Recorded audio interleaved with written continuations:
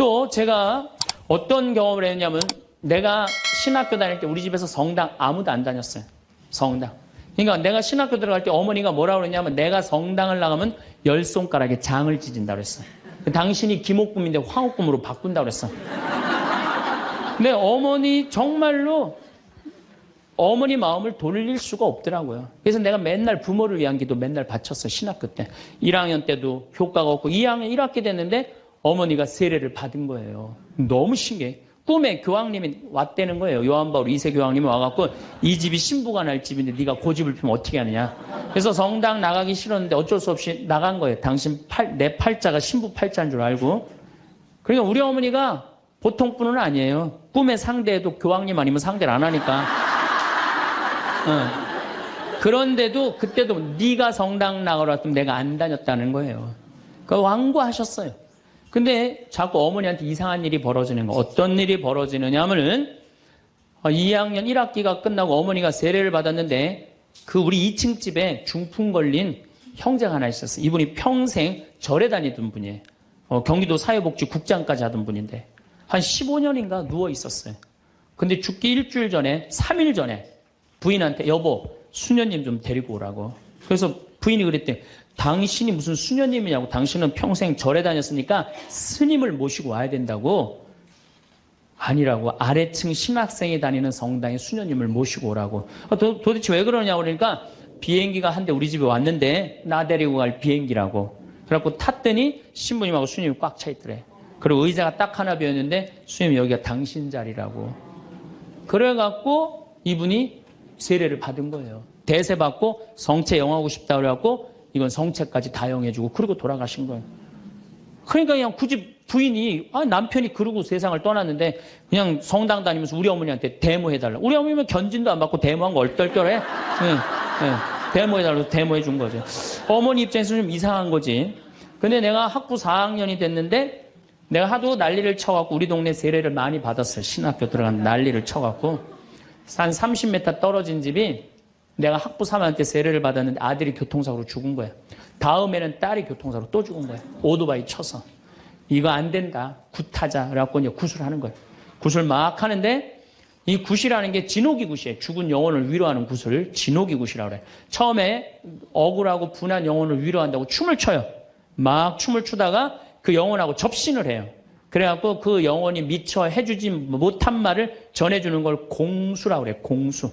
막 공수를 하는 거야. 딸 목소리를 내갖고 엄마 아빠 너무 슬퍼하지 마라. 오빠는 천당에 갔고 나도 천당으로 가고 있는 중이야. 그러니까 너무 슬퍼하지 마라. 그리고 엄마 나 오토바이 쳐갖고 구치소에 가는 사람 합의봐줘. 우리가 이렇게 좋은 데 가는데 뭐 이렇게 나쁘게 할 게 뭐 있어. 그리고 엄마 아빠는 나중에 우리 만나려면 성당에 열심히 다니라고. 그냥 무당이 그냥 혼수 상태에서 성당 열심히 다니라고 막 얘기를 하는 거야. 그러니까 그 굿이 끝나고 난 다음에 우리 집에 온 거예요. 우리가 이런 일이 있었다고. 어머니는 그때까지도 완고했어요. 그저 나한테 맨날 너라고 그랬어요. 근데 이제 그걸 경험하고 난 다음에는 어머니가 그러는 거예요. 용어가 바뀌었어요. 학사님 그런 일이 있었다고. 그래갖고 내가 어머니 꼭 붙잡고 어머니 나하고 갈 데가 있다. 어딜 가냐? 부엌에 좀 가자. 부엌에 왜 가냐고. 저 가스불 켜놓고 10손가락에 장 지져야 될 거 아니냐. 우리 생태마을에 노인대학이 많이 오거든요. 그리고 우리 이제 항아리가 거의 1000개 정도 돼요. 항아리가 1000개 정도 되는데 항아리는 열어보면 안 돼요. 그러니까 이제 노인 할머니 한 분이 내가 들은 얘기야. 할머니 한 분이 와갖고 그 문을 이렇게 걸어두거든요. 근데 문을 열고 들어가더래. 그 항아리 있는 대로. 그래서 봉사자가 할머니 거기 들어가시면 안 돼요. 들은 척도 안 하고 들어가더래. 거기를. 그러더니 이제 항아리를 하나하나 보더래. 그래서 할머니 그 항아리 열어보면 안 돼. 들은 척도 안 하고 항아리를 고무밴드를 벗기더래. 할머니 그 찍어 먹으면 안 돼. 들은 척도 안 하고 찍어. 그 항아리 하나 200만 원인데 300만 원인데 그거 하나 거기에 부대기 생기면 누가 책임질 건데. 예. 그래서 우리가 나이를 먹어가면 먹어갈수록 상식이 가득 차야 돼요. 나이가 먹을수록 어린아이가 돼가는 경우가 참 많아요. 김창린 필립보 신부님이 나하고 궁합이 제일 잘 맞았던 신부님이에요. 근데 이 신부님은 내가 신학생 때 별명이 호랭이 신부님이에요. 호랭이 신부님. 호랭이 신부님인데 얼마나 무서웠느냐 하면은 미사 딱 문 딱 잠궜어요. 미사 시작하면. 그리고 미사 때 움직이잖아요? 그 자리에서 쫓아냈어요. 나가라고. 미사 때 움직이면은. 조금도 떠드는 걸 못 보셨어. 조금만. 만약에 애가 뛰어다닌다 그럼 애 3살 4살도 욕을 바가지로 얻어먹어. 욕을. 그리고 그 엄마는 말할 것도 없고. 하면은 내가 그 신부님 철산성당 보좌 신부로 있을 텐데 미사라는데 꼬마가 저 앞에서부터 오는 거야. 모든 교우들이 얼음이 됐어요. 혼날 거 이제 시작이 되니까. 근데 신부님 딱 미사다 멈춘 거예요. 얘는 아무것도 모르고 막 3살 4살짜리가 오는 거야. 근데 딱 신부님이 입이 참 북한 분이라 거치세요. 이 애새끼 엄마 누구냐고. 나오라고. 이 거룩한 미사에 이렇게 애새끼를 막 놔두고 이 엄마 나오라고. 근데 진짜 중요한 거는 그 엄마가 끝까지 안 나왔다는 거야. 너무 무서우니까 못 나온 거야. 그래서 누가 데리고 나갔느냐면 미사 봉사자가 데리고 나간 거예요. 그래서 그 엄마 1년 동안 뭐라고 그랬냐면 저거 엄마의 길 포기한 인간이라고. 내가 40이 돼서 제일 감사한 것 중에 하나가 미운 사람이 하나도 없는 거예요. 그리고 미운 사람이 없다 보니까 마음에 평화를 많이 찾게 되더라고요. 근데 문제는 마음에 안 드는 놈들은 너무 많아. 근데 여러분들 인생 살면서 모든 사람들이 마음에 들 수 있을까요? 그건 불가능해요. 왜 불가능하냐면은 보수가 있고 진보가 있고 또 정치에 관심이 있는 사람이 있고 정치에 관심이 없는 사람이 있고 환경에 관심이 있는 사람이 있고 인권에 관심이 있는 사람하고 다 달라. 다 달랐는데 어떻게 나하고 생각이 다르다고 미워할 필요까지 있느냐 이거예요. 그냥 네모난 놈은 네모난 대로, 세모나면 세모난 대로, 동그라면 동그란 대로 인정해 주면 돼요. 그리고 제가 40이 들어서 제일 감사한 것 중에 하나가 30대 때는 일일이 다 지적해주고 가르쳐야지 속이 편했는데 40대는 안 그래요. 왜 안 그러느냐면 귀찮아. 그런 거를 일일이 다 신경 쓴다는 것 자체가 귀찮아요. 그런 것까지 신경 쓰고 살 필요가 없는데 뭐하러 그렇게 세세한 것까지 관심을 갖고 사느냐 이거예요. 어제는 이제 수원 우리 내 2번째 멘토 신부 성당에 가서 강의를 하게 됐는데 오늘 평화방송한다고 좀 이렇게 마사지를 받으려고 그랬는데 마사지 예약한 사람이 까먹고 집에 휴가를 가버렸다고 그러더라고요. 그래갖고 이제 직원을 바깥에서 운전하는 직원을 한 30분 정도 기다리는데 그 성균관대학 수원에 성균관대학이 있는 데인데 그 수많은 젊은 여대생들이 막 지나가더라고요. 그런데 참 슬픈 건지 좋은 건지 모르겠는데 지나만 가지 얼굴이 안 보여. 눈이 이게 침침해갖고요. 이쁜 여자가 안 보여. 이쁜 여자가. 그것도 한편으로는 참 좋다 그런 생각도 들더라고요. 근데 이제 30분을 내가 길에서 기다리다가 직원이 뭐 때문에 잘못돼갖고 늦게 도착을 했는데 내가 딱 탔는데 우리 직원이 그러는 거예요. 지금 왜 신경질을 안 부리세요? 그러더라고요. 근데 부리고는 싶은데 기운이 없어. 신경질 부릴 기운이 없어.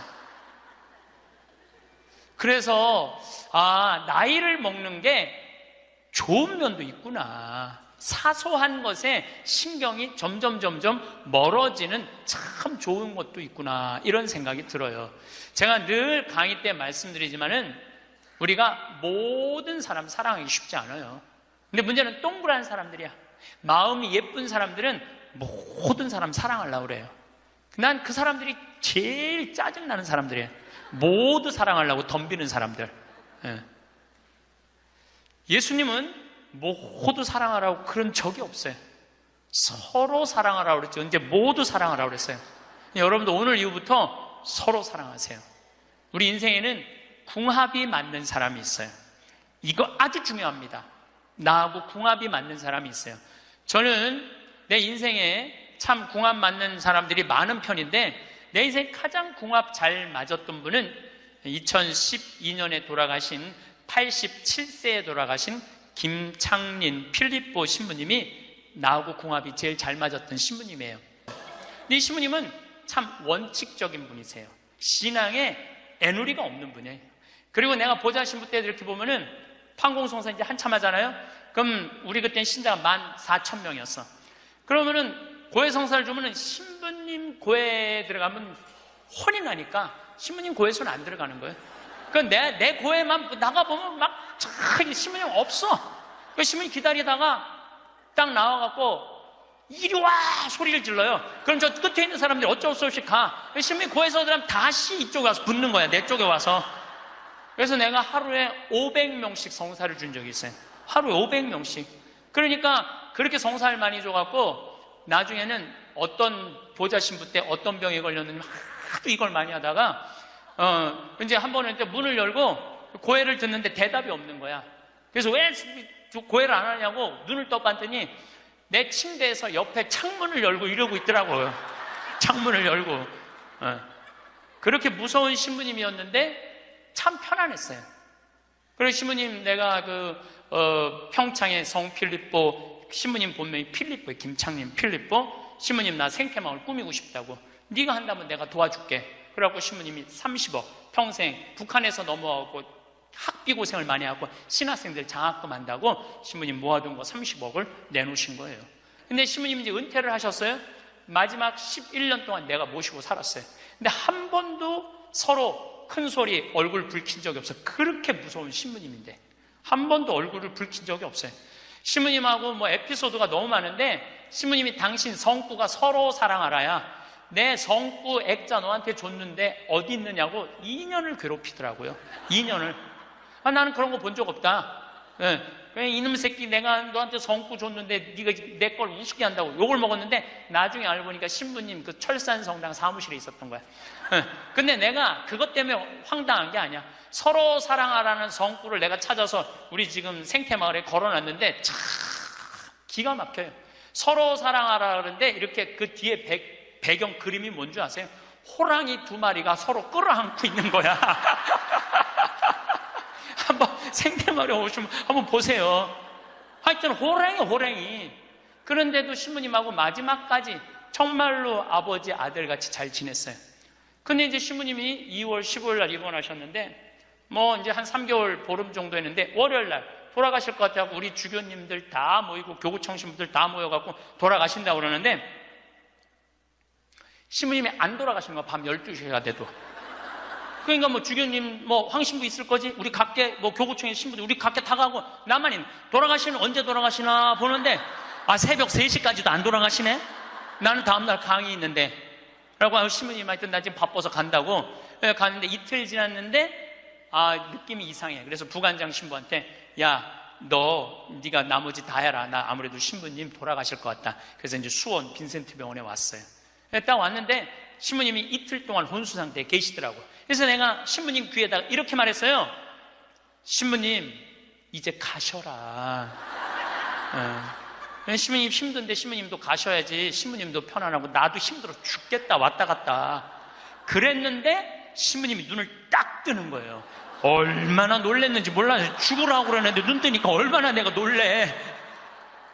그랬더니 그 신부님 모시는 자매가 그러더라고요. 부부가 저거 보라고 이틀 동안 그렇게 많은 신부님들이 그렇게 많은 그 은인들이 지인들이 와서 신부님 눈 뜨라고 그래도 눈 한 번 안 뜨더니 저 사랑하는 신부가 와서 신부님 이제 가시라고 그러니까 눈 뜨는 거 보라고 신부님 매일 저를 위한 미사를 하셨거든요. 매일매일.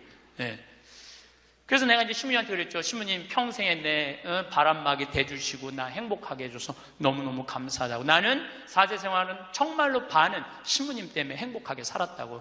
여기 이제 내가 그날 다 오라고 그랬거든요. 신부님 지인들 다 눈 한번 마주치라고. 신부님 눈 다 마주치시더라고요. 그러더니 나하고 딱 눈을 마주치시면서 돌아가시더라고요. 그래서 신부님이 내 품에서 돌아가셨어. 그러니까 신부님은 나하고 궁합이 맞은 거죠. 그래서 난 그분하고 평생 참 행복하게 살았어요. 여러분들도 마찬가지예요. 여러분들하고 궁합이 맞는 사람이 있어. 근데 이 동그란 사람 얘기 이제 뭐 내가 옛날에 화가 나십니까에도 말씀드렸지만 동그란 사람들은 뭐가 있냐면 예수님 사랑하는 마음이 이쁘니까 남 상처 주는 걸 못해. 왜냐하면 예수님한테 미안하니까. 남 상처 주는 걸 못하는 거야.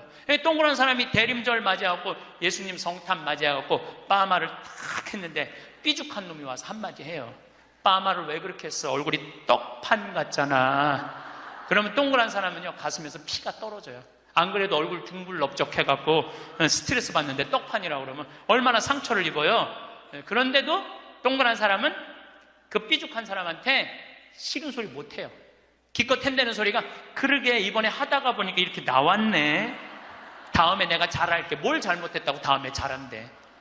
그리고 어디 가서 우느냐면 성당 가서 운다니까요. 여기 있는 분들 많아. 그런 분들, 동그란 분들 많아. 맨날 울면서 상처 입고. 그래서 동그란 사람들 보면 여기에 구멍이 뽕뽕뽕뽕 나인 사람 많아요, 보면은. 그래서 동그란 사람들이랑 상담을 해보면은요, 정말로 겉보기는 예쁜데 상처는 다 받은 사람 많아. 그러니까 동그란 사람은 삐죽한 놈 만나면 안 돼요.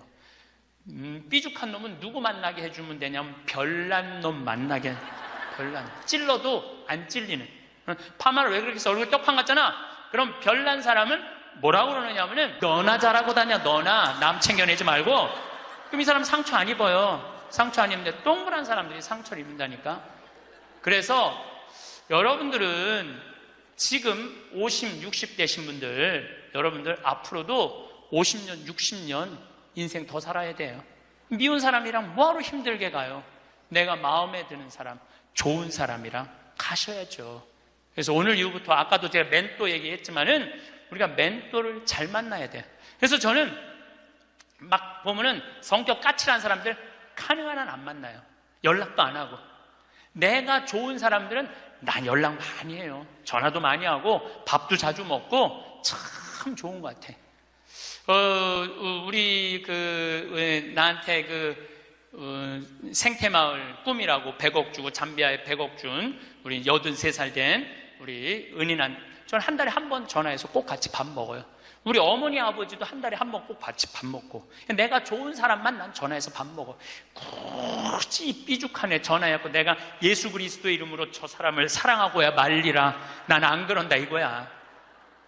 그래서 40 부록이 되면서 유혹도 흔들림도 의심도 별로 없어진 것에 대해서 너무너무 감사하다는 거죠.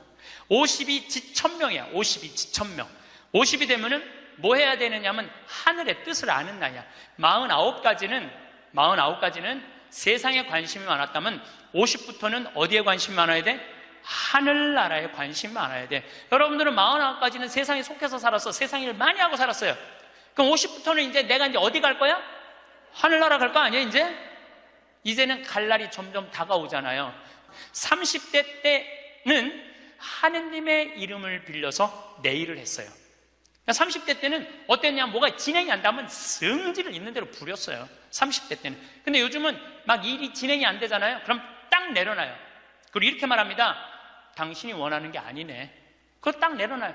당신이 원하는 일이면, 하느님 당신이 원하는 일이면 되겠지.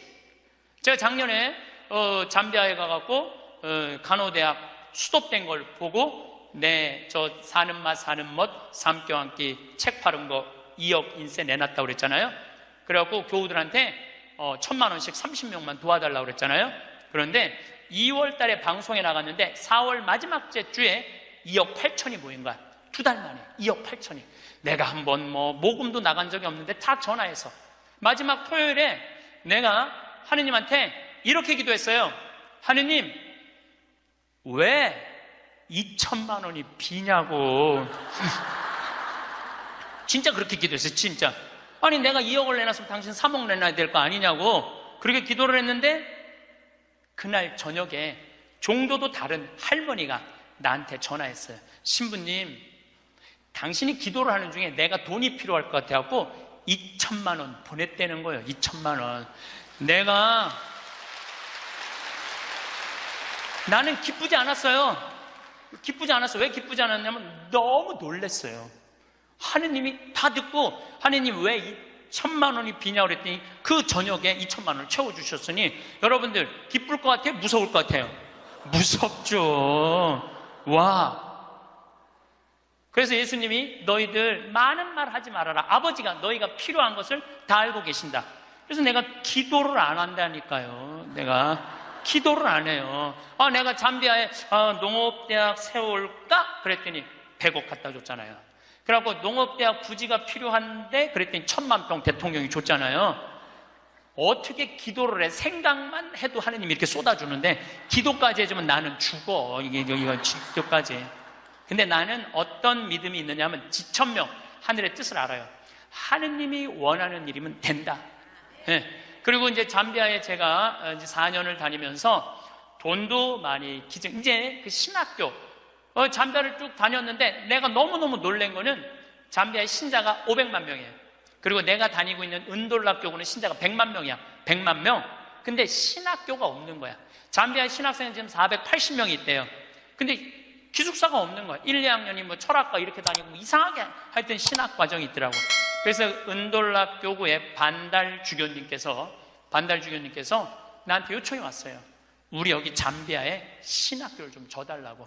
근데 그 신학교 짓는 거 어렵잖아. 땅 이미 1000만 평 있고 10억이면 신학교 짓거든요. 10억이면 벌써 100억 기증 받았고, 나는 농업대학만 할 생각을 했지 그 신학교 줘줄 생각을 안 했거든요. 근데 생각해보니까 이거 신학교 짓는 거 이게 정말로 의미 있는 일이구나. 이게 누구의 뜻이냐? 1000명이라는 거야. 하느님의 뜻이구나. 그래서 요즘 이제 신학교를 이제 설계를 다 끝냈어요. 신학교 설계도 다 끝났어. 그래갖고 짓는데 이제 반달 주교님이 지난 9월달, 10월달에 한국에 들어오셨어요. 근데 또 마침 우리 수원교구의 이용훈 주교님께서 그러면은 저도 그렇죠. 우리 수원교구 주교님 이름으로 책임지고 끝까지 져주기로 두 주교님께서 사인을 딱 했어. 내가 그걸 보면서 그래, 하느님이 이렇게 역사하시는구나, 그런 걸 느끼면서 내 일을 하는 게 아니라 이제 누구 일을 해? 하느님의 일을 해. 하느님의 일을 하니까 내가 책임질 필요 있어요, 없어요? 없어. 누가 책임져야 돼? 하느님이 책임져야 돼. 그야말로 내 기도는 배째라야. 줄래면 주고 말래면 말아라. 그런데 잠비아에 이번에 미국 교우들이 20명이 따라왔어요. 그런데 참 그 사연이 기가 막히더라고요. 딸이 수의학과 다니다가 교통사고로 죽은 거야. 보나라는 아이인데 24살인가 6살에. 근데 그 딸 생일날 잠비아에서 보나 샘이라고 샘을 판 거예요. 근데 그분들이 그 주교님을 만나더니 우리도 잠비아에 신학교 짓는데 자기네들이 가능하면 100만 달러 다 모아보겠다는 거예요. 이게 그러니까 내가 그런 일을 저지르는 게 아니라 하느님이 알아서 하는 거야. 나는 뭐만 해? 심부름만 하는 거야. 또한 아버지 앞에 나와 봉사하게 하시니 감사하나이다. 여러분들 여기 50 되신 분들, 50 넘으신 분들 아직도 세상 것에 연연하고 매달린다면 언제 1000명 하늘의 뜻을 알 거예요. 이제 이 세상 돌아가는 삼라 만상 이치 다 할 나이 아니에요. 50이 되면은. 그렇다면은 내가 이 세상에서 하나라도 더 가지고 끝나는 게 아니고 이 세상에서 하느님 보시기 좋은 일을 하고 가는 게 중요하다는 거예요. 욕심을 버리시면은요, 여러분들 마음 안에 기쁨이 있어. 62순이라고 해. 62이순. 이순이라는 건 뭐냐면 60이 되면 귀가 편안해야 되는 나이예요. 60. 화가 나지 말아야 돼. 누가 내 욕을 해도 화가 나지 말아야 돼. 근데 60 된 분들 막 누가 내 욕을 해. 그럼 뭐라 그래? 나를 내가 산전수전 다 겪었는데 날 뭘로 보고 내 욕을 해? 내가 이놈을 뻔때를 보여주리라. 이때부터는 나이를 헛먹는 거예요. 누가 내 욕을 해도 화가 나지 말아야 돼. 내 커피숍 하는 친구가 있어. 이 친구가 해준 얘기예요. 무슨 얘기냐면은 1시에 자기 커피숍에 60 먹은 아줌마 10명이 들어오더래요. 그래갖고 야, 커피 한 잔이 6,000원, 7,000원이니까 한 7만 원 버나 보다. 근데 아줌마들이 딱 들어와서 한다는 소리가 우리가 지금 대모임을 해갖고 밥을 많이 먹어갖고 패가 불러서 3잔만 시키겠다고. 3잔만 시키겠다고. 그래서 3잔만 시키더래요. 10명이 상 3개 딱 차려 해갖고. 그랬더니 요즘 리필이 다 되잖아요. 한참 먹더니 또 있더니 와서 리필 해달라고 그러더래. 리필. 또 그 큰 컵에다 리필을 다 해준 거야. 그랬더니 다시 오더니 그러더래요. 이거 우리 귀양 리필 해준 거 우리 나눠 먹게 잔 좀 더 달라고. 그래갖고 1시부터 3시까지 10명이 3잔 시켜서 온갖 수다 그냥 다 박장대소 하고 막 깔깔거리면서 3잔 값을 내고 나가더래요. 너무 가슴이 아프더래요. 왜냐하면은 뭐 전기세도 있고 자리세도 있고 월세도 내야 되는데 저 아줌마들 10명이 들어와서 3잔만 시켜서 먹고 나가 얼마나 가슴이 아픈지 몰라요. 여러분들 돈이 없으면은 막심 골드 그 150원이야 스틱 커피 그거 10개 사면 1,500원이야. 그럼 보온병 사다가 종이컵 사다가 종이컵은 안 되지만은 그냥 그 앞에 공원이거든. 그거 먹으면 되지. 왜 그 남의 상처를 이걸 뭐라고 하냐면은 나이값도 못한다고 그러는 거야. 늙으려면 어떻게 늙어? 곱게 늙어. 늙으려면 곱게 늙어야 돼. 나이를 먹으려면은 제대로 먹어야 된다는 거예요. 나는 그래서 우리 직원들 장 보러 나갈 때 절대 못 깎게 해요. 돈 못 깎게. 그거 300원, 400원 깎아서 뭐해? 우리 직원이 지난번에 그러더라고. 자기가 저기 호박을 20개 사는데 한 푼도 안 깎길래 하나 더 얹어주더래. 더 얹어주길래 이거 우리 신부님이 깎지 말라고 그런다고. 깎지 말란다고 그래. 나도 농사 짓는 사람이라요. 참 그 농사가 얼마나 어려운데. 할머니들이 두릅 따갖고 나오고 쑥해 갖고 나오는 거 300원 깎는다, 200원 깎는다 그러다 안 깎아주면 또 그냥 건너갖고 사고 돌아다니면서 상처는 다 주고 다녀. 그리고 나 돈 아꼈다고. 참. 그 정도로 200원, 300원 깎고 돈 아낄 정도로 돈이 없으면은 그냥 집에 가만히 앉아 있어. 돌아다니지 말고. 예. 그래서 나이값을 해야 된다는 거예요. 나이값. 늙으려면 어떻게 늙어? 곱게 늙어야 돼. 늙으려면. 그리고 60이 되면은 이순이라는 게 뭐냐면은 누가 내 욕을 해도 화가 나지 말아야 되는 것뿐만 아니라 이해 안 되는 게 없어야 돼요. 삼라만상 우주, 아까 1000명이라고 그랬죠. 1000명 안에는 우주 만물의 조화까지 다 알아야 돼. 그 60이 되면은 이해 안 되는 게 없어야 돼. 내가 60대 신분 중에 너무너무 멋있는 분 한 분을 알고 계세요. 난 그분 지금 얼굴도 본 적이 없는 분이에요.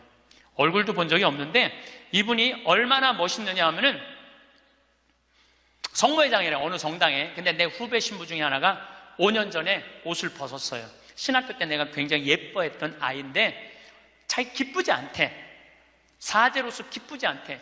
사제로서 기쁘지 않으니까 미사를 드릴 수가 없는 거예요. 그거 여자 문제보다도 더 고통스러운 거예요. 내가 사제로서 기쁘지 않아.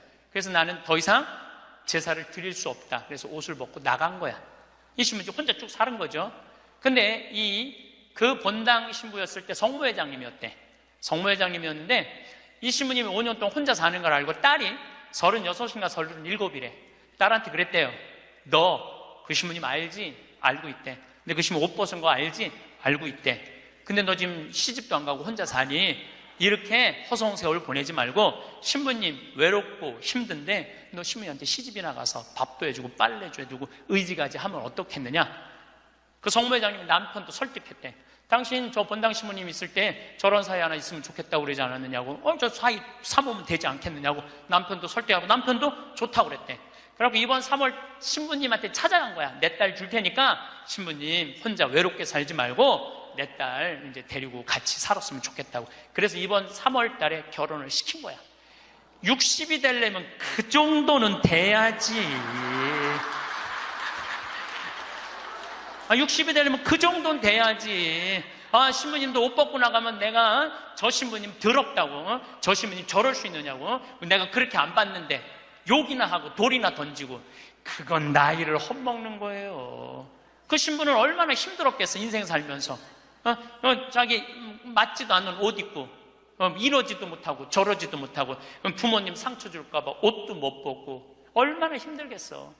그 정도 이해는 돼야지. 60이 돼갖고 옷 벗고 나가면 나는 이해가 안 되네. 저 신부님 왜 옷을 벗고 나갔을까? 그래서 60이라는 건요 정말 아름답기 시작한 나이예요.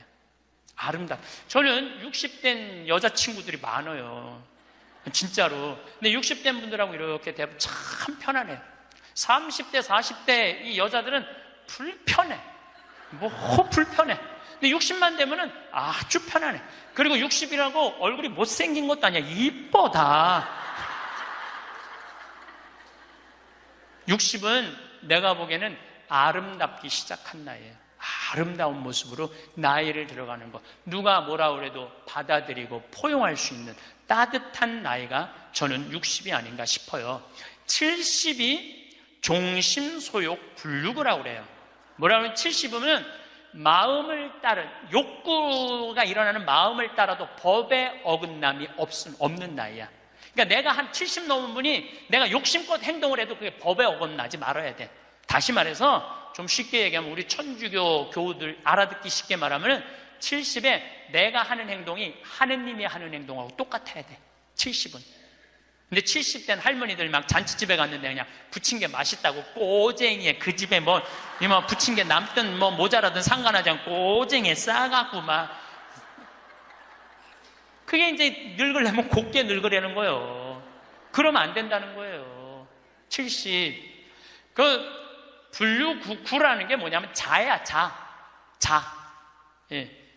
자가 넘침이 없는 거. 우리 요셉 성인을 의인이라고 그러죠? 왜 의인이라고 그러는지 아세요? 목수들은 자가 생명이에요. 그래서 길이가 정확해야 돼. 그래서 목수들은 재판할 때도 누구를 불러냐? 목수를 불러요. 목수를 불러갖고 이 사람이 정확하게 계산한 거냐? 누가 다 계산해줘? 목수들이 계산해줘서 그 의인이야, 의인. 그러니까 어긋남이 없는 거야, 어긋남이. 70이 되면은.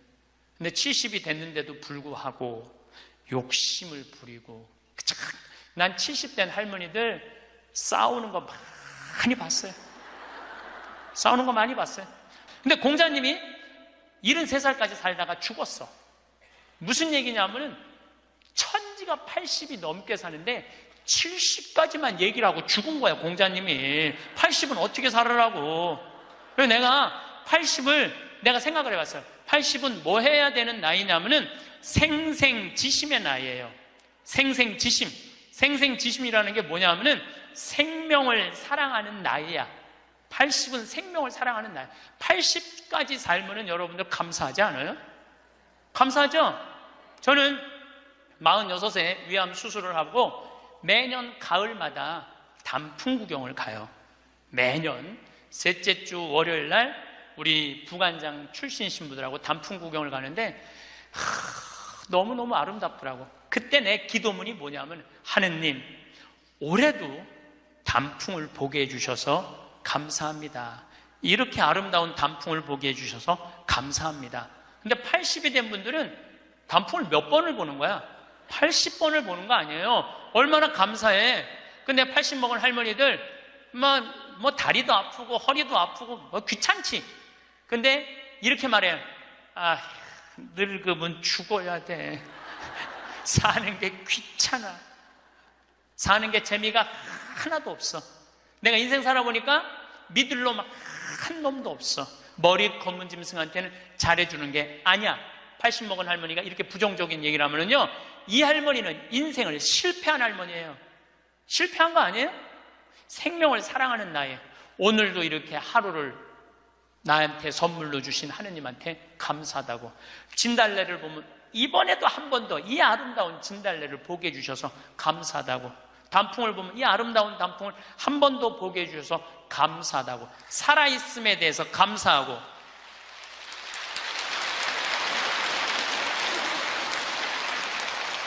생명에 대해서 사랑하는 마음.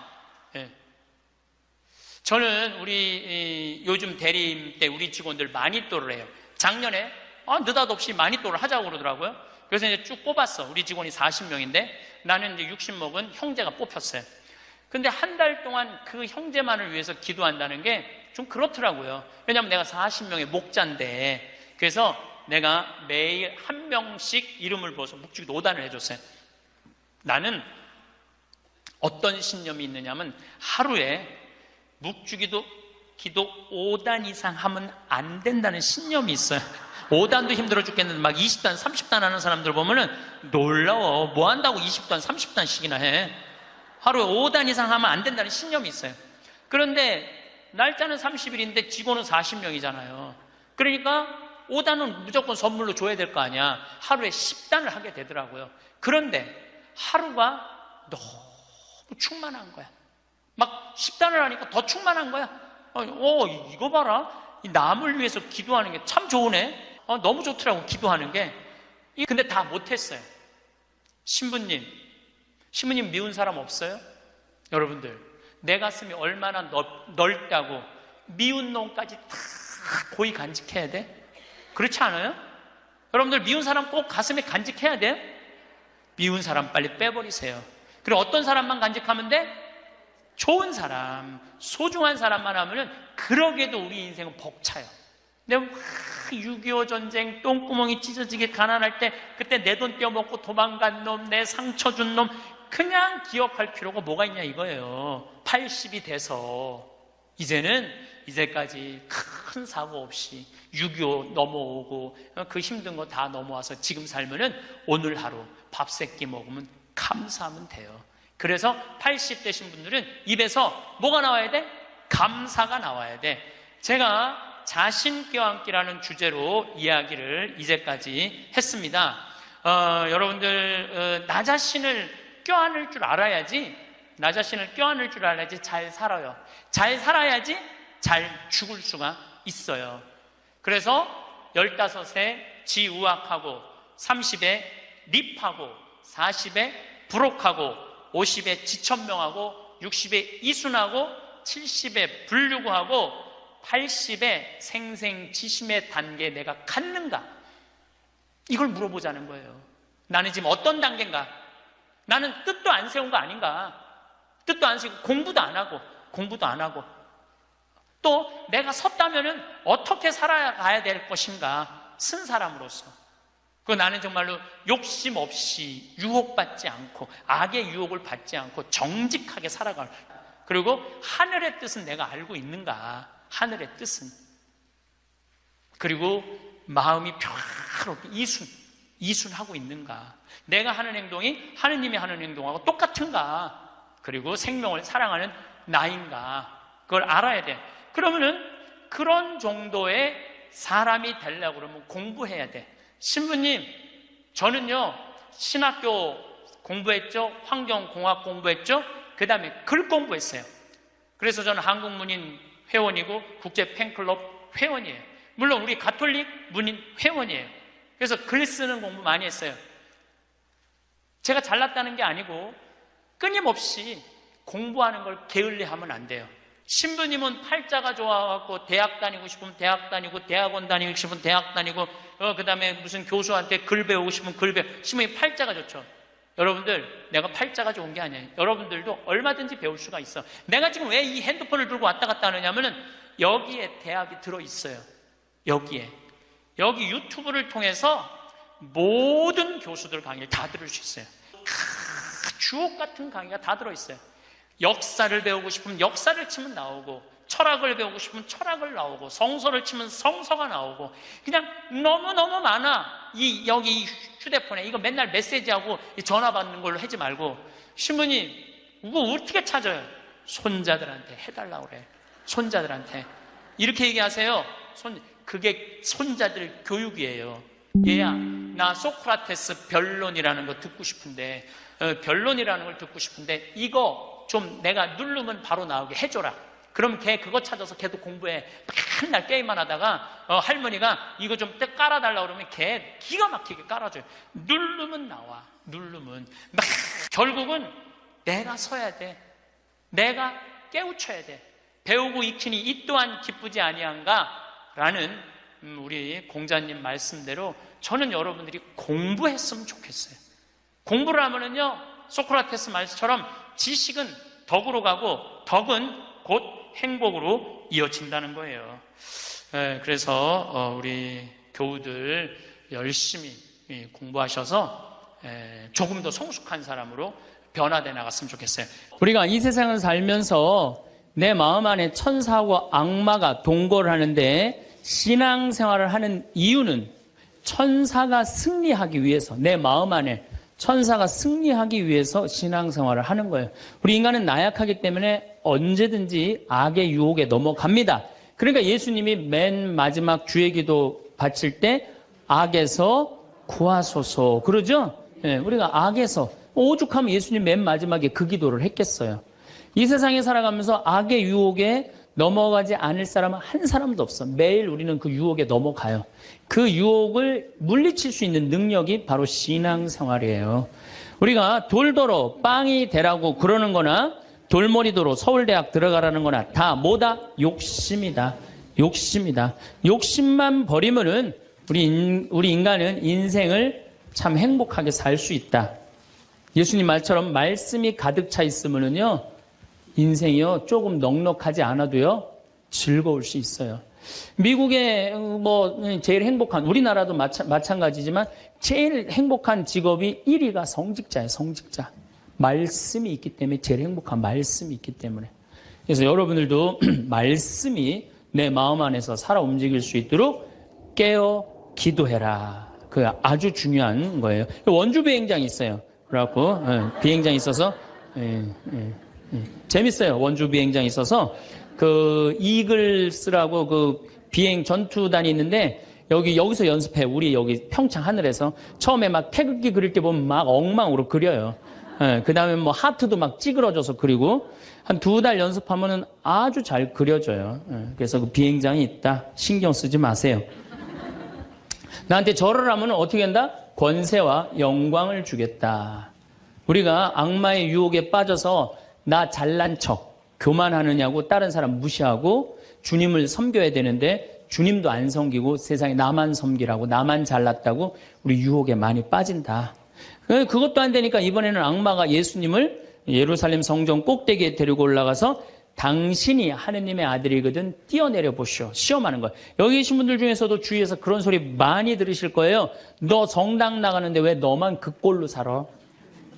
다른 사람 성당 안 나가도 잘 먹고 잘 사는데 넌 성당 나갔는데 왜 그렇게 하느님이 있다면 네가 그렇게 고통스러웠겠니?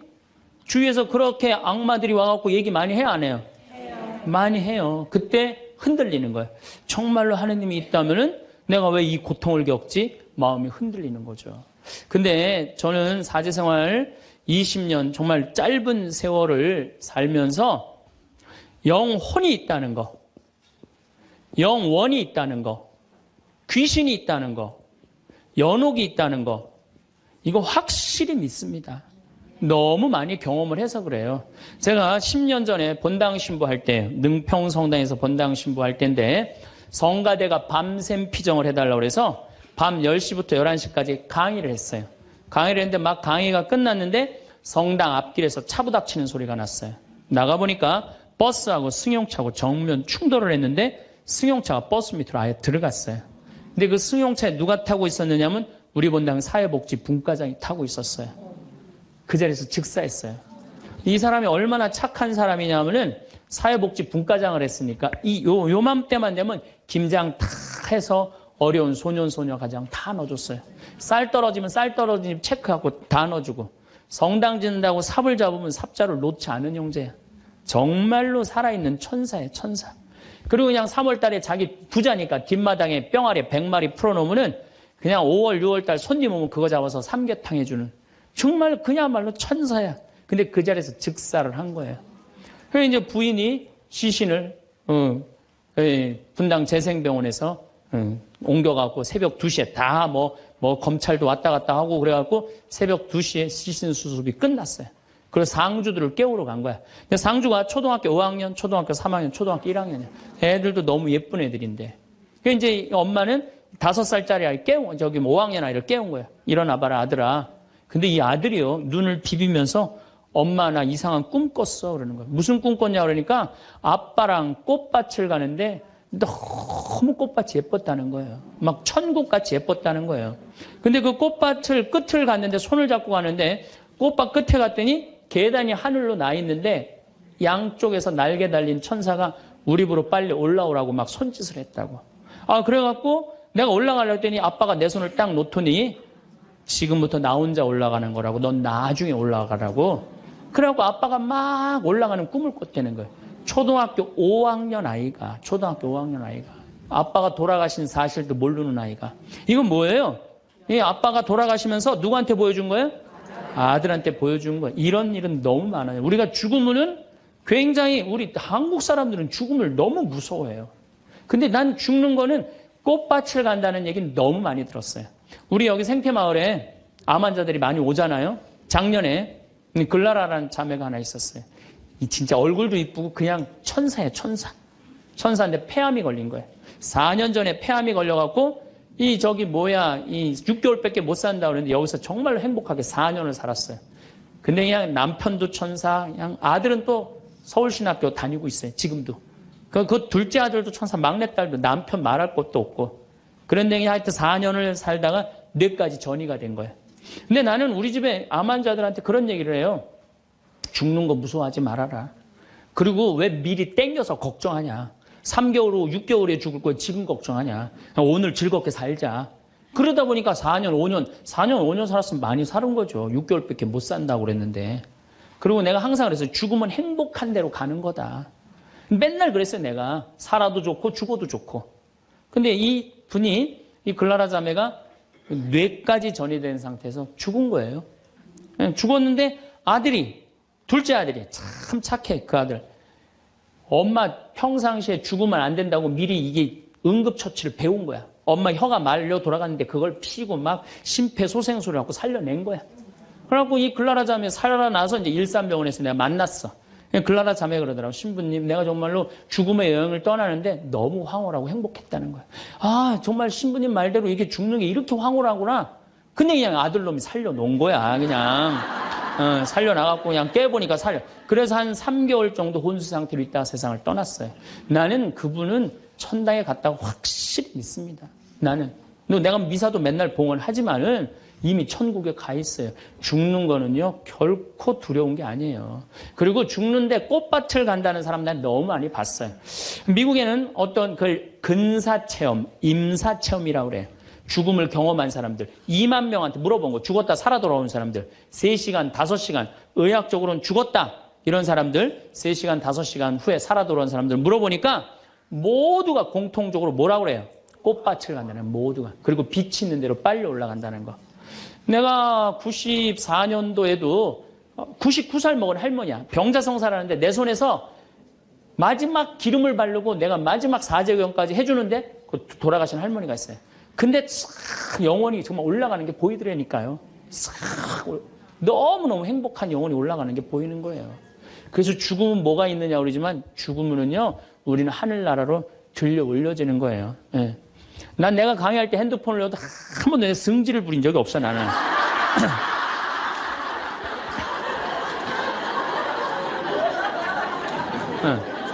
하늘로 싹 불러 올라가는 거예요. 그래서 티베트에는 사자의 서라는 책이 있어요. 그 사자의 서라는 책을 보면은요, 죽으면은 꽃밭을 간다는 거. 동양이나 서양이나 거의 죽고 난 다음에 세상은요, 무섭고 깜깜한 데로 가는 게 아니에요. 근데 일본의 한 의사가 너무 힘들어서 자살을 했어요. 그랬더니 땅속으로 빨려 들어가는 거야. 근데 살아 돌아온 거야. 그리고 난 다음에 자살하고 살아 돌아온 사람 다 물어보니까 다 똑같은 경험을 했다는 거야. 그래서 돌아다니면서 뭐라 그래요? 자살하지 말라고. 죽어서 좋은 데 가려고 그러면은 자살하지 말라고. 그리고 강의하고 다니는 교수도 있어요. 그냥 죽고 난 다음에 세계가 너무 많은 거예요. 우리 죽고 난 다음에 뭐가 있냐고 그러지만 실질적으로 죽고 난 다음에는 하늘나라가 펼쳐지는 거예요. 그리고 여러분들 하느님 믿었으니까 어떻게 되는 거야? 어디로 가? 하늘나라로 가는 거죠. 여러분들은 그런 믿음과 확신이 있어야 돼. 근데 우리 천주교 교우들은요, 하늘나라에 대한 희망 별로 없어요. 그저 미사 예물을 보면은, 오늘도 내가 예물 보니까 맨 대학 입시, 딸 결혼, 애 생기게 해주고, 땅 팔리게 해주고, 월세 나가게 해주고, 전세나. 그건 미사 예물이 아니에요. 미사는 예수님의 십자가상의 제사를 통해서 우리가 구원의 업적을 쌓는 거예요. 구원의 공로를 나누어 받는 거예요. 그러니까 미사를 드릴 때 내 영혼이 구원받기를 간절하게 예물을 내야 돼. 근데 자기 이름을 쓰고 자기의 구원을 위해서 미사 예물 내는 사람 한 사람도 없어요. 다 자식, 남편, 부모를 위해서야지 자기를 위해서는 안 된다 이거예요. 내가 언젠가 방송에도 얘기했지만은 성 안셀모 성인이 살아서 자기를 위하여 드리는 미사 한 대는 죽어서 드리는 위령 미사 1000대보다 낫다 그래. 근데 여러분들은 자기를 위해서 한 번도 안 드리는 거 아니에요. 내가 구원받기를. 여러분들 비오 신부님 1918년서부터 1968년까지 50년 동안 오상받은 비오 신부님 아시죠? 그 비오 신부님 매일 피를 3분의 1컵을 쏟았어요. 의사 3명이서 평생을 감염이 될까 치유가 될까 옆에 붙어 있었는데 아무 소용이 없었어요. 이 비오 신부님은 처음에 너무 고통스러워서 이거 붕대 감고 다녔어. 다른 사람 표시도 안 내려고. 근데 어쩔 수 없이 당신이 표시로 나오는 수밖에 없었죠. 이분은 미사를 보통 2시간, 3시간 드렸어요. 하고 온 많은 사람들이 이분 덕에 성화가 많이 됐죠. 근데 이분이 뭐라고 그래요? 미사야말로 가장 아름다운 구원의 제사라고 그랬어요. 미사를 가장 귀하게 여긴 현대 성인이에요. 그러니까 여러분들 미사처럼 좋은 게 없는 거예요. 그 미사 시간 예수님의 십자가상의 제사를 통해서 내 구원의 은혜를 받는 거야. 근데 우리는 죽고 난 다음에 생각 거의 안 해요. 그냥 살아서 디립다 받고 싶은 거지, 그냥. 살아서. 이것도 내가 뭐 욕심에 욕심. 하늘나라에 대한 희망을 가져야죠. 어쨌든 또 더 재미난 거. 이것도 내가 방송에서 얘기한 건데 15년 전에 평택 비전동 본당 신부할 때 1월 첫 주에 엄마, 아빠, 딸 4명이 눈이 빨개져 갖고 왔어요. 자기네들 성당 다니고 싶다는 거예요. 원래 성당 안 다니는데. 왜 성당 다니려고 그러느냐? 그랬더니 아버지가 살아생전에 하느님이 있긴 뭐가 있느냐? 그 니네들이 예수쟁이들이 니네들 돈 뺏어 먹으려고 천당, 지옥 겁주는 거다. 죽으면 끝이다. 평생 그랬대요. 하느님을 믿느니 뭘 믿는다? 내 주먹을 믿는다. 맨날 그랬대요. 근데 이 할아버지가 12월 20일 날 돌아가신 거야. 돌아가셨는데 저승길이 있는 거야. 미치는 거지. 죽었는데 아무것도 없는 줄 알았는데 저승길이 있으니 얼마나 미치겠어요. 그래갖고 저승사자들한테 매달렸대요. 난 돌아가야 된다고. 그래갖고 아버지를 하관을 땅에다 묻는데 관을 두들기더래요. 뚜껑을 열어보니까 이게 진짜 내가 경험한 거예요. 뚜껑을 열어보니까 아버지가 살아 돌아온 거예요. 그러면서 저승 얘기를 해준 거예요. 저승길이 있더라. 너희들 정말로 하느님을 믿어라. 그리고 일주일을 살고 돌아가신 거예요, 할아버지. 그러고 난 다음에 이제 1월 초에 나와갖고 눈이 빨개갖고 성당 나오겠다고. 저는 그런 경험을 너무너무 많이 해요. 그런 경험을. 저만 그런 게 아니에요. 여러분들도 인생 살아오면서 하느님의 손길이 다 있었어요. 순간순간 다 있으셨죠? 근데 왜 까먹어요? 기도하지 않아서 까먹는 거예요. 끊임없이 기도하고 끊임없이 감사하고 내가 기쁘게 살지 않고 욕심 펴서요. 그 하느님의 모든 사랑과 은혜를 다 까먹고 사는 거예요. 어쨌든 이거는 내 개인적인 뭐 신앙 체험이라면 내가 공적인 얘기를 좀 할게요. 이제 오늘 이제 성모님 얘기를 좀 해야 될 것 같아. 성모님이 세계 곳곳에서 지금 발현을 하세요. 그 중에 아주 공식적인 발현 3가지만 말씀을 드릴게요. 1531년 멕시코 과달루페에 성모님이 발현을 하세요. 1531년 12월 9일 날 발현하세요. 근데 이 12월 9일이 동방교회는 아예 처음부터 원죄 없이 잉태되신 축일이야. 우리는 나중에 지냈는데 동방교회는 처음부터 원죄 없이 잉태되신 성모님 축일이 12월 9일이에요. 그래갖고 이날 이제 이 57살 먹은 요한 디에고라는 인디언이 있었어요. 당시에 1517년, 18년에 스페인 사람들이 멕시코를 점령해요. 그러니까 10년, 15년도 안 된 거예요. 그래갖고 이 사람은 세례를 받았어. 요한 디에고라는 사람은 세례를 받았는데 부인도 죽고 자식도 없는 사람이야. 오로지 그냥 3시간 걸어서 미사 참례 다니는 사람이야.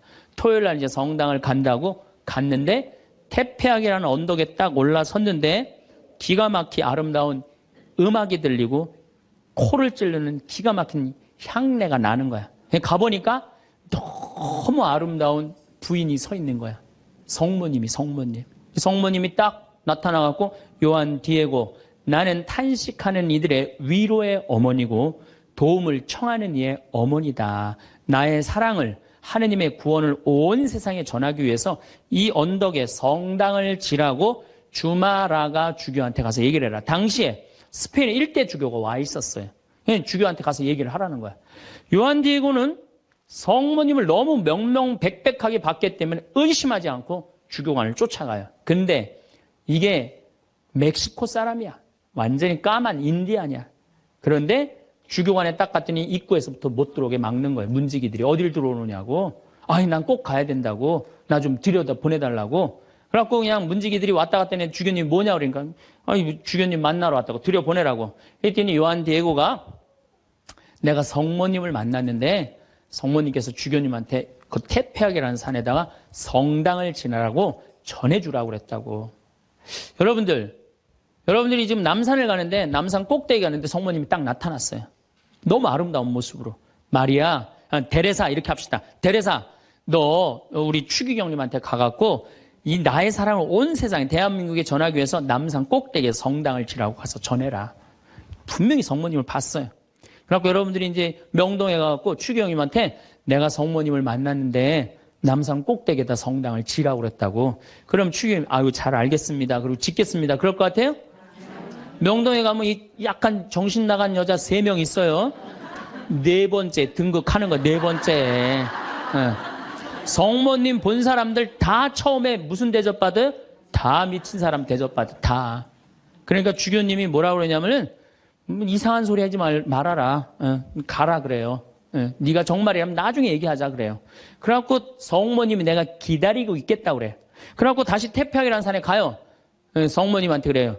성모님 전했느냐? 성모님 얘기를 전하긴 전했는데 주교님이 안 믿는 것 같다고. 그랬더니 성모님이 뭐라고 그러냐면은 그렇다면 내일 가서 또 전해라 그래요.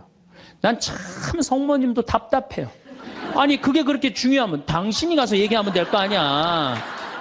왜 그 저기 뭐 57살 먹은 보면은 벨라 됐다. 그 다음에 루시아 다 똑같아. 제대로 배우지도 못하고 가난한 사람한테 나타나고 꼭 힘들게 해. 그래서 내가 기도 때 한번 따졌어요. 성모님. 아니 나타내려면 신부나 주교나 뭐 이런 사람한테 나타나갖고 확실하게 하지. 왜 그렇게 사람들 힘들게 하느냐고 그랬더니 성모님이 하느님의 영광은 어린아이, 순수한, 미천한 사람을 통해서 드러나는 것이다. 그러시더라고요. 그래서 그건 이제 앞으로 안 따지기로 했어, 내가. 그래갖고 이 요한 디에고는 다음날 주교님을 또 찾아가요. 또 문지기들이 모욕을 주죠. 이런 무식한 원주민 인디안이 어디 감히 주교를 만나느냐고. 그래도 이 요한 디에고는 애절하게 주교님을 만나자고 원해요. 하도 그러니까 어쩔 수 없이 주교님을 만나게 해줘요. 그러니까 주교님이 이틀째 연속 오니까 그래? 만약에 네가 정말로 성모님을 봤다면 증표를 갖고 와라 그래. 증표를. 내가 갖고 올 수 있다고. 성모님 분명히 봤으니까. 12월 10일 날. 그래갖고 이제 가갖고 성모님한테 가요. 성모님이 기다리고 있어. 그래. 전했느냐? 그러니까 전했다고. 전했는데 주교님이 성모님한테 증표를 갖고 오라고 그랬다고. 그러니까 성모님이 내일 오면 내가 증표를 주마 그래요. 12월 11일 날이 됐어요. 그래갖고 이제 이 요한 디에고가 가려고 그랬는데 요한 디에고 부인도 없고 자식도 없는데 삼촌 베르나르도라는 삼촌이 작은 아버지가 한 분 있는데 열병에 걸려갖고 돌아가시려고 그래요. 그러니까 병간호를 막 하는 거예요. 병간호 하느냐고 성모님한테 가긴 가야 되는데 이거 삼촌은 죽으려고 그러고 그래갖고 못 가요. 난 또 요한 디에고도 참 답답한 사람이야. 아니 그 대단한 성모님한테 갖고 낫게 해달라면 될 거 아니야. 그걸 또 그냥 자기가 간호한다고. 다음 날은 프란치스코 수도의 신부님 병자성사 죽을 것 같으니까 프란치스코 수도의 신부님 병자성사 모시러 간다고. 요한 디에고가 얼마나 재미있냐면은 테페하게라는 산을 비껴가요. 성모님 만날까 봐. 지금 누가 더 중요하다고? 이 본당심이 더 중요하다 이거야. 병자성사 봐야 된다고 막 가는데 성모님이 물어봐. 너 어디 가냐고. 네. 어디 가냐고 물어봐요. 그러니까 아니 삼촌이 작은아버지가 죽으려고 그래서 모시러 간다고. 걱정하지 말아라. 작은아버지 내가 치료해 줄 테니까 너 저 언덕에 올라가 봐라. 올라가 보니까 이 멕시코 시티가 2000m 상공에 있는 도시예요. 12월 달이면 굉장히 추운 도시예요. 그런데 장미가 펴 있는 거야. 가득. 그래갖고 너무 신이 나갖고 이 요한 디에고는 저기 멕시코 인디안들은 모자 동그란 거 쓰죠. 그 다음에 이 망토 쓰죠. 그 망토를 틸마라고 그래요. 이 틸마는 뭘로 엮느냐면 선인장에서 뽑아갖고 섬유를 뽑아갖고 이 아주 거친 섬유질로 돼 있는 그 망토예요. 그 망토에다 선인장을 따요. 막 따갖고 막 너무 흥분해갖고. 그러니까 성모님이 그걸 보더니 웃으면서 가지런히 놔줘요. 내가 가지런히 놔주마. 가지런히 놔줘갖고 등에다 져요. 등에다 져갖고 너무 신이 나갖고 주교관에 가요. 주교관에 가갖고 이제 가려고 그랬더니 막 향이 나고 그러니까 문지기들이 이게 뭐냐 그러니까 이 줘라 그러니까 안 된다고. 이거 주교님한테 갖다 줘야 된다고. 그래갖고 그 주교님한테 가갖고 증표 갖고 왔다고 장미를 딱 떨어뜨리는데 이 주교님은 장미에는 전혀 관심이 없는 거야. 그 틸마에 갑자기 무릎을 꿇더니 눈물을 흘리면서 키스를 하는 거야. 아니 그 틸마가 얼마나 더럽고 지저분하겠어요. 왜 그러나 우리가 틸마를 내려봤더니 자기가 본 성모님이 그 틸마에 새겨져 있는 거 그대로. 그런데 이 새겨져 있는 색깔 자체가 이건 도저히 1500년대에 만들 수 없는 색깔이야. 너무 예쁜 거 성모님이. 너무 예쁘고 너무 곱고 옷 색깔도 너무 화려하고. 그러니까 과학자들이 계속 연구를 해봤어요. 과연 1500년대에 저 물감을 만들 수 있을까? 그 과학자들이 결론은 못 만든다. 그래갖고 그냥 이 소송당에 이제 주교님 소송당에 걸어놓고 성당을 진 거죠. 그리고 12월 10일 날 같은 날 성모님은 베르나르도라는 삼촌한테 나타나서 다 치유를 해줘요. 그리고 네 조카가 이런 기적을 발현을 봤다. 다시 한번 확증을 해주죠.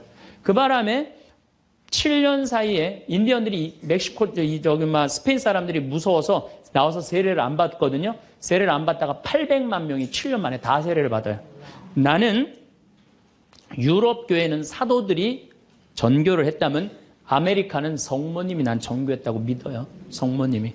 그래서 그 수많은 사람들이 순례를 하잖아요. 근데 더 기가 막힌 건 이 선인장에서 엮은 거는 30년, 50년이면 사가 없어져요. 근데 500년이 지난 지금도 그대로 모셔져 있는 거예요.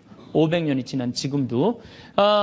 제가 지난 40일 동안 LA 순회 강연을 갔는데 중간 일주일 동안 성모 승천 대축일 그 기간 동안을 멕시코의 과달루페에 갔다 왔어요. 갔다 왔는데요. 1m 20된 그 성모님 사진이요. 그 칠마에 새겨진 게요.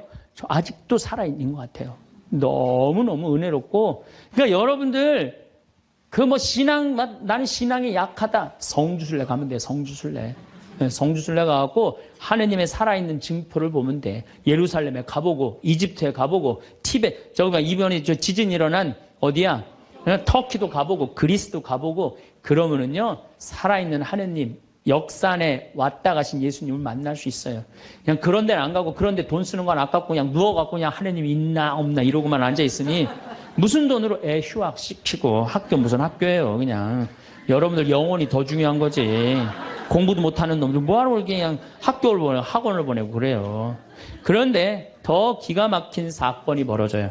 1963년 성모님의 눈동자가 이상해서 사진을 찍어봐요. 사진을 찍어봤고 현미경으로 6배 확대를 해보니까 성모님 눈동자에 3사람이 있는 거야. 자세히 더 기가 막히게 해보니까 그건 그림으로는 도저히 불가능한 거. 비친 그 그림인데 첫 사람이 누구냐면 그 요한 디에고 초상하고 똑같은 거야. 두 번째는 주마라가 주교. 세 번째도 같이 있던 사람. 그게 500년이 지나도록 몰랐던 거예요. 물론 거기에 기적은요. 이거 한 3배만한 성당이 있는데 요만한 사진으로 꽉 찼어요. 그 과달루페 성모님을 통해서 기적이 일어난 건 그건 말할 것도 없고 그건 말할 것도 없고. 이 과달루페의 성모님. 이거 우리 이 사진에 방송에 나갈 거예요. 성모님. 딱 멋있게 나갈 거예요. 지금도 그 성모, 저는 그 성주순례 가서 제가 거기서 미사도 봉헌했지만은 그 엘리베이터로 돼 있어요. 에스컬레이터라고 그러냐? 하도 사람이 많으니까 스면은 쭉 지나가서 볼 수 있어요. 그리고 또 뒤쪽으로 또 돌아. 그러면 또 뒷걸음막 또 쭉 가면서 볼 수 있어. 내가 묵주기도 5단을 하면서 그 성모님만 봤는데도요, 그렇게 은혜롭더라고요. 근데 그 사진도 지금 사갖고 왔는데 보고 있으면 너무너무 행복해요. 성모님이 얼마나 우리 아들 구원 사업을 많이 신경을 쓰시겠어요. 또 1858년 2월 11일부터 7월 16일까지 18번에 걸쳐서 벨라데타라는 소녀한테 나타나요. 루르드의 성모님. 이 피레네 산맥 밑에 있는 조그만 동네에 루르드라는 게, 그거 보면 그냥 저 피레네 산맥이 꼭대기까지 보여요.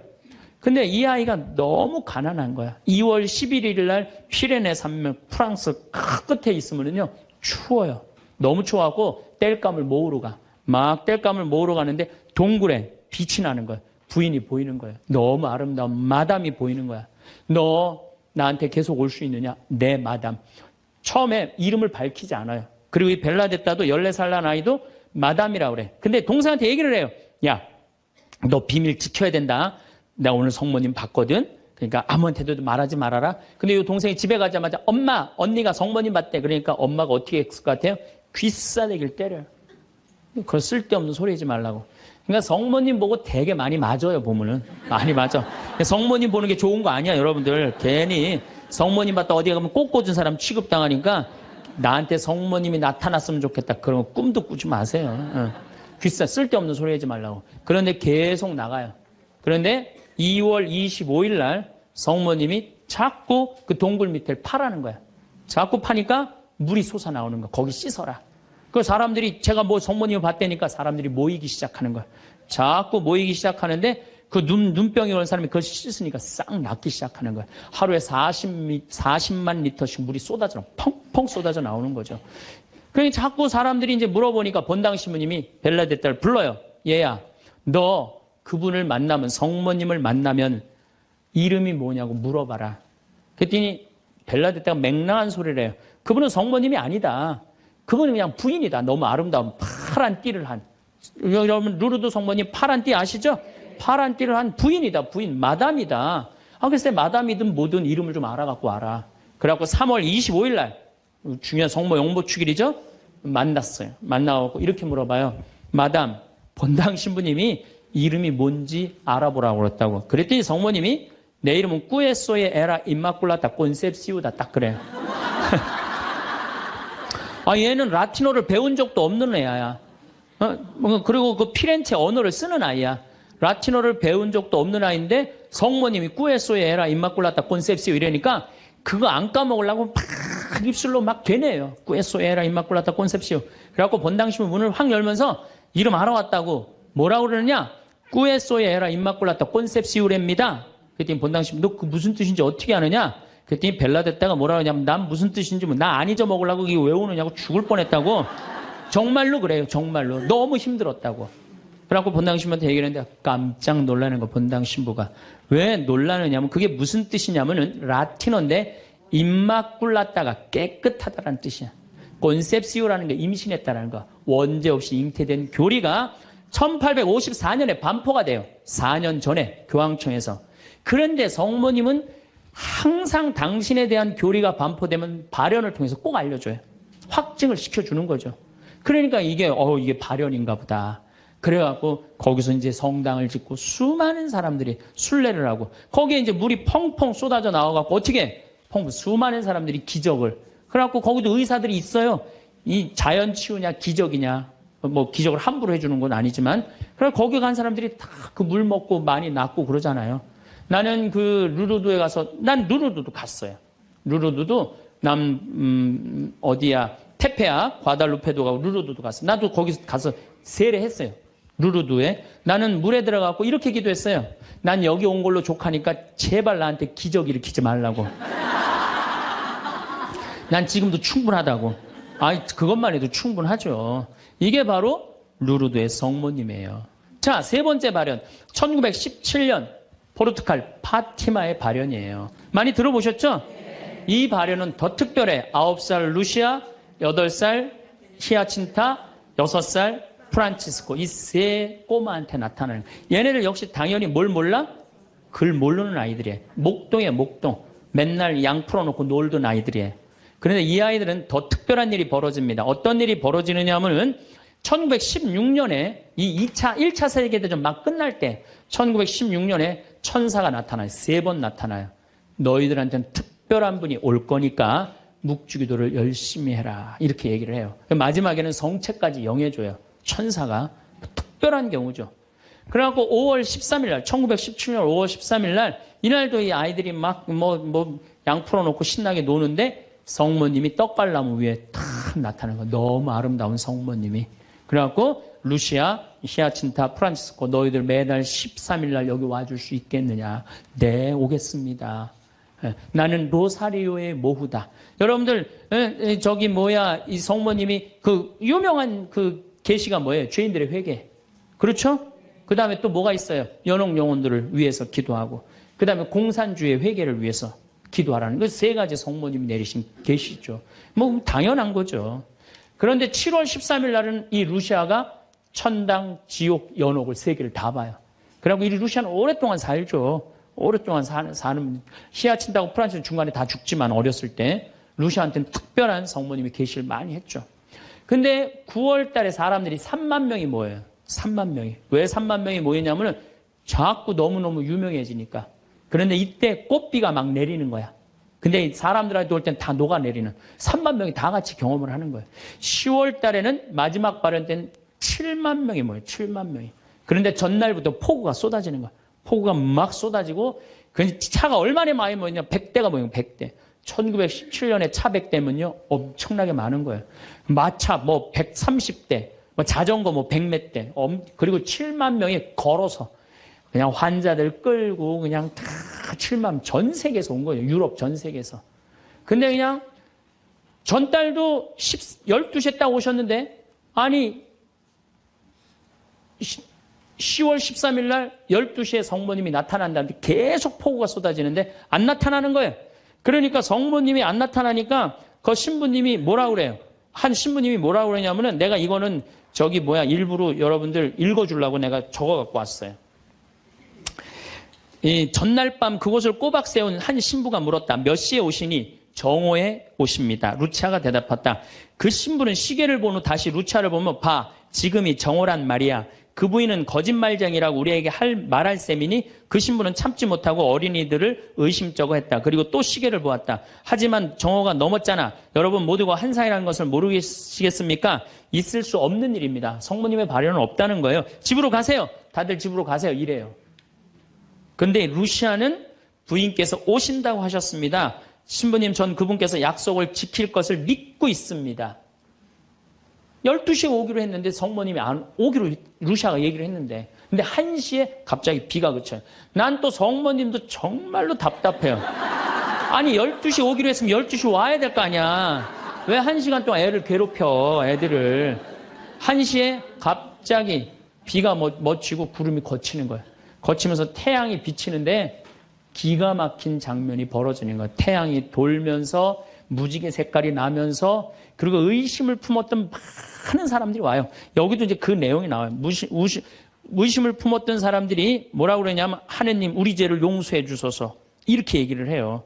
왜 그러느냐면은 무신론자, 회의론자들이 와갖고 왜 이 공포에 질려서 그러냐면 태양이 돌면서 그 뜨거운 태양이 땅으로 떨어지는 거. 너무 뜨거워갖고 이 사람들이 이게 마지막 심판인가 보다. 공포에 질린 거지, 7만 명이. 그래갖고 막 울면서 막 살려달라고 그러고 그냥 우리를 좀 제발 용서해달라고 그렇게 15분 동안 태양이 온갖 조화를 비추고 딱 제자리에 돌아갔는데 더 놀라운 건 그 7만 명 모두가 이틀 동안 비가 젖었는데 다 비가 말랐고 30cm 진흙이 깨끗하게 꾸들꾸들해진 거예요. 7만 명이 완전히 뭐 한두 명이 본 게 아니라 그 사진을 보면요. 다 이러고 쳐다보고 있는 거예요. 하늘을. 이게 바로 파티마의 성모님이에요. 이렇게 아니 온 세상에 하느님의 현존하심이 명명백백한데 그럼 난 파티마는 내년 2월 달에 또 성주순례 가요. 나는 돈 생기면 무조건 성주순례 가자. 이게 내 신조예요. 네, 네. 이제 파티마에 갈 거예요. 여러분들도 성지 다니세요. 예루살렘도 가시고 제발. 아니 개신교 다니는 분들은 어떻게 해서든지 돈 모아서 개 모아서 가는데 천주교들은 안 가. 우리 하늘나라에 대한 희망이 없어서 그래요. 어떻게 해서든 이 세상에서 복 받으려고 돈 조금 쓰는 거 아까운 거야. 내가 첫날 말했죠. 돈은 쓴 것만 내 돈이에요. 여러분들 아껴봤자 아무 소용 없어요. 그것도 성주순례 가기 위해서 어떻게 쓰셔요. 네. 자, 그렇다면은 아직도 나는 의심이 간다. 그렇다면 내가 가장 확실한 증거를 하나 댈게요. 그게 뭐냐면 예수님이에요. 예수님. 예수님이라는 분이 2000년 전에 이 세상에 왔다 가셨어요. 아니 그분이 안 왔다 갔다 하면 베드로라는 존재가 탄생했겠어요? 안 탄생했겠어요? 베드로라는 사람 탄생할 수가 없어요. 베드로, 2대 교황, 리노, 3대 교황, 클레토, 4대 교황, 클레멘스, 알렉산더, 식스토 이래갖고 지금 교황이 265대예요. 2000년 동안 한 번도 끊어지지 않고 그 전승이 내려온 거예요. 예수님의 살아있는 모습을 보고 근데 베드로라는 인물이요. 어떤 인물이냐면은 어부였어요. 그 갈릴레 호수의 어부였어요. 그건 사나이 중에 사나이였어요. 남자 중에 남자였어요. 예수님 정말로 지켰던 사람이에요. 마지막에 배신 좀 해서 그렇지. 네. 그런데 마지막에 예수님을 배신합니다. 정말로. 왜냐하면 그 스승이 그렇게 허망하게 죽을 줄은 꿈에도 몰랐거든. 그래갖고 배신하고 도망가 버려요. 네. 그런데 부활했다는 거야. 그래도 안 믿어요. 그래도 안 믿고 어떻게 갈릴레 호수가 물고기를 잡아요. 또 나타난 거야. 미치는 거지 베드로는. 아니 그냥 죽었으면 한 일주일 후나 한 달 후에 나타나면 얼마나 좋아. 계속 3일 만에 계속 나타나네. 그러니까 물속에 뛰어들고. 그리고 40일 동안 예수님하고 생활하면서 이 사람의 인생은 완전히 바뀌어요. 어떻게 바뀌느냐. 베드로가요 대단한 말 하지 않아요. 돌아다니면서 내가 예수님을 만났는데 이 예수님이 십자가에 못 박혀서 처참하게 돌아가셨는데 3일 만에 부활하셨다. 자, 내 예를 들면 좀 그렇고 여러분들 만약에 본당 신부님이 죽었는데 3일 만에 다시 살아났어. 완전히 땅까지 다 묻어놨는데 3일 만에 주일날 딱 나타나갖고 나하고 같이 밥 먹자 그러고 강론을 했어. 여러분들 주에 나갔고 우리 신부님 죽었는데 3일 만에 살아나왔다고 얘기할 것 같아, 안 할 것 같아요? 아마 온 세상 돌아다니면서 얘기할 거예요. 그렇죠? 그 경험이 베드로한테 있었던 거예요. 그 예수님을 40일 동안 보고 가만히 있을 수가 없었던 거야. 이젠 죽음도 불사하는 거지. 그 12제자가 다 같이 경험한 제자 11제자가 온 세상을 돌아다니면서 그걸 전한 거예요. 그 전한 게 지금까지 우리한테 내려온 거야. 그러면 이 성서, 그 사람들이 이제 베드로가 전한 얘기를 적어갖고 성서 안에 예수님을 써놓은 거예요. 우리가 성서에 예수님이 한 말씀은 살아 움직이는 그분의 2000년 전의 현존이야, 현존. 그것만 읽어도 가슴이 아마 미어 터질 것 같아요. 근데 그냥 성서도 안 읽고 성지순례도 안 읽고 그냥 맨날 천장에 누워갖고 예수님 있는 거야 없는 거야 이러고 의심을 하고 앉아있으니 이게 얼마나 한심한 유혹에 얼마든지 빠질 수 있어요. 자, 그랬더니 이제 여러분들 이제 오늘 이제 신앙심이 생겼어. 좀 생겼어요? 네. 그래, 맞아. 생겼어. 이제 하느님은 확실히 계신 거야. 성모님도 있고 예수님도 있고 오늘은 굳건한 마음으로 믿음으로 돌아갔어. 오늘 잘 때요. 악마가 와서 뭐라고 그럴 것 같아요. 야, 그거 신부님 그거 개인적인 얘기지. 그거 아니야. 있긴 뭐가 있어. 없어. 계속 끊임없이 유혹받아요. 그렇다면 우리가 이 유혹에 안 빠지려면은 어떻게 해야 되느냐. 유혹에 안 빠지려면은요. 끊임없이 기도해야 돼. 그렇죠? 그 다음에 항상 기뻐해야 돼. 신앙인의 기본은 뭐예요? 항상 기쁜 거예요. 기쁜 사람은요, 유혹에 안 빠져요. 왜? 이 기쁜 사람은요, 욕심이 없어요. 어떤 사람이 유혹에 많이 빠지면 욕심이 많은 사람이 유혹에 빠져요. 예, 그래갖고 그냥 늘 미움, 분노 이런 사람들이 유혹에 빠지는 거. 더 가지려고 그러는 사람. 욕심이 없는 사람은 항상 기쁠 수 있어. 그 다음에 끊임없이 기도하는 사람. 매일 미사 참여 다니고 묵주기도 열심히 하고 이런 분들 또 피정 열심히 따라다니고 이 끊임없이 기도하는 거. 이런 사람 유혹에 안 빠져요. 그 다음에 어떤 사람이 유혹에 안 빠지냐면 어떤 처지에서든 감사하는 사람. 이 사람들 유혹에 안 빠져요. 삶의 중후반을 잘 보내고 행복한 노후를 맞이하기 위해 오늘은 중년이라면 꼭 숙지해야 할 7계명을 준비했습니다. 1. 이기고 지는 일에 연연하지 말자. 사람은 누구나 다른 사람들과 자신의 처지를 비교하기 마련입니다. 비교하다 보면 남들보다 앞서 나가고 싶다는 욕심이 생기는 건 너무나도 자연스러운 일이죠. 하지만 인생에서 이기고 지는 것만 생각한다면 그 과정에서 아무것도 배울 수 없습니다. 타인을 인정하면 내가 지는 거라는 고지식한 생각으로는 원만한 인간관계를 유지하기 어렵습니다. 처음엔 당신의 말에 웃으며 고개를 끄덕이던 사람들도 하나둘씩 멀어져 갑니다. 그렇게 되면 좁은 시야 속에 갇혀 점점 고립될 수도 있습니다. 그러니 승패에만 연연하며 편협한 사고에 빠지는 일은 반드시 피해야 합니다. 나이를 먹을수록 고집을 내려놓으세요. 세상에 유일한 정답은 없습니다. 다양한 의견을 받아들이면 당신은 점점 더 지혜로워질 것입니다.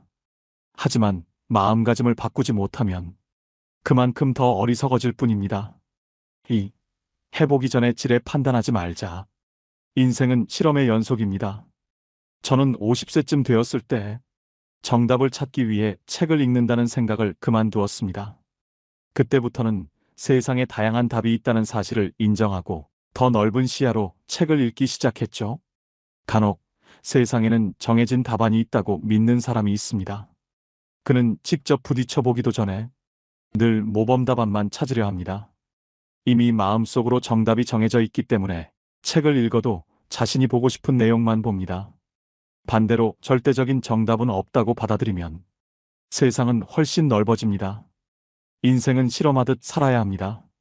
예를 들어 오늘 점심에 라멘이 먹고 싶다고 해봅시다. 항상 가던 단골집이 있습니다.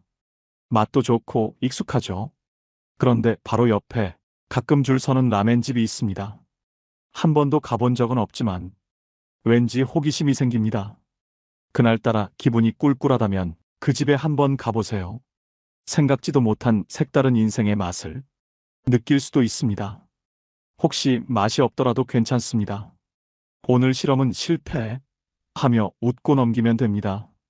이렇게 작은 변화들을 시도하면 삶이 훨씬 즐겁고 풍요로워집니다. 무엇이든 직접 경험해 보세요. 그게 인생을 젊게 만드는 비결입니다. 3. 틀에 박힌 생각에서 벗어나자. 나이가 들수록 사람의 사고방식은 점점 보수적으로 변합니다. 새로운 변화가 부담스럽고 기존의 것이 편하게 느껴지죠.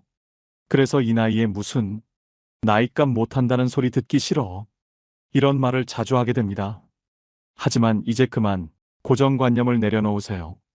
예를 들어 쇼핑몰에서 진한 빨간색 셔츠를 봤다고 합시다. 마음에 쏙 들지만 너무 튀지 않을까? 나이에 안 어울릴까? 망설이게 됩니다. 하지만 세상은 당신이 입기 전까지 아무도 모릅니다. 입고 나가보면 와, 멋지다. 잘 어울리시네요. 이런 말을 들을 수도 있습니다. 타인의 시선을 의식하느라 삶의 재미를 놓치지 마세요. 지팡이를 짚는 걸 부끄러워하면 밖으로 나가기도 어려워집니다. 보청기를 끼는 걸 꺼리면 사람들과 대화하는 즐거움을 잃게 됩니다. 노년의 삶은 변화를 받아들이는 유연함이 있어야 더 활기차고 우울하지 않습니다. 4. 지금 이 순간을 즐기자. 노후 자금을 위해 아끼는 것도 좋지만 그보다 중요한 건 지금 당장 행복을 느끼는 일입니다. 5년만 더 버티면 여행 가야지. 조금만 더 모으면 하고 싶은 거 해야지. 이런 생각, 정말로 5년 후에도 가능할까요? 그때는 건강이 달라질 수도 있고 상황이 바뀔 수도 있습니다. 지금 건강하고 움직일 수 있을 때 즐겨야 합니다. 인생은 한치 앞도 모릅니다. 젊을 땐 참으면 좋은 날이 온다가 맞지만 이제는 다릅니다. 이제는 지금 즐기지 않으면 손해다가 정답입니다. 오늘 하루를 충실하게 즐기세요. 그게 진짜 성공한 인생입니다. 5. 남과 비교하지 말자.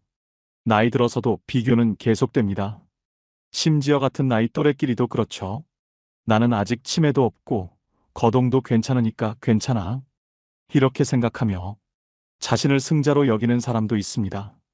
하지만 인생은 길고 누구나 언젠가는 약해집니다. 치매는 오래 살면 누구나 걸릴 수 있는 병입니다. 빨리 걸리느냐, 늦게 걸리느냐의 차이일 뿐입니다. 그러니 지금의 건강을 자랑 삼아 남을 판단하지 마세요. 몇 년 뒤엔 당신이 그 자리에 있을지도 모릅니다. 인생은 결국 모두 함께 늙어가는 여정입니다. 남과 비교하지 말고 오늘의 나를 사랑하세요. 6. 답은 스스로 찾자. 살면서 우리는 수많은 경험을 쌓습니다. 성공도 실패도 반복하며 자연스럽게 단련되어 갑니다. 60세쯤 되면 몸이 스스로 신호를 보냅니다. 이건 좋다, 이건 아니다. 그러니 자기 감각을 믿으세요. 전문가의 말을 참고하는 건 좋지만 맹목적으로 따를 필요는 없습니다.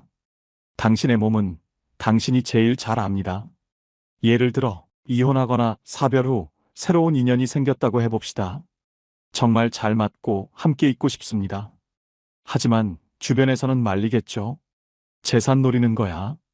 괜히 속지 마. 그럴 때 누가 오를까요? 그 관계를 살아내는 사람은 당신입니다. 당신의 감정이 진심이라면 그게 정답입니다. 인생의 모든 결정은 결국 스스로 내려야 합니다. 당신의 인생은 오직 당신이 사는 것이니까요. 7. 남의 시선을 신경 쓰지 말자. 이기고 지는 일에 집착하고 틀에 갇히는 이유는 결국 하나입니다. 남의 눈 때문입니다. 하지만 타인은 타인이고 나는 나입니다. 남의 시선을 신경 쓰느라 내가 하고 싶은 일을 못한다면 그게 더 큰 손해입니다. 물론 남에게 피해를 줘선 안 되지만 그 선 안에서라면 자유롭게 사세요. 눈에 띄는 옷을 입고 싶다면 입으세요. 염색하고 싶다면 하세요. 누군가 나이값 못한다고 말할 수도 있습니다. 하지만 그건 그 사람의 인생이고 당신은 당신의 인생을 사는 겁니다. 스스로 만족하고 기분이 좋다면 그게 바로 젊음입니다. 세로토닌이 분비돼서 몸과 마음이 더 건강해집니다. 햇살 좋은 날, 배우자와 손을 꼭 잡고 걸어보세요. 누가 뭐라 해도 괜찮습니다. 그게 인생의 아름다움이니까요. 시인 가와다주는 이렇게 말했습니다. 황혼에 찾아온 노년의 사랑은 두려울 것이 없다. 나이가 들어도 새롭게 좋아하는 무언가가 생길 수 있습니다. 그건 결코 나이값 못하는 행동이 아닙니다. 오히려 축복입니다. 인생의 절반쯤 왔다면 남은 절반은 원하는 대로 살아야 하지 않겠습니까? 남이 뭐라 하든 당신답게 행복하게 사세요. 이 7계명, 당신의 남은 인생을 더 밝게 만들어줄 것입니다.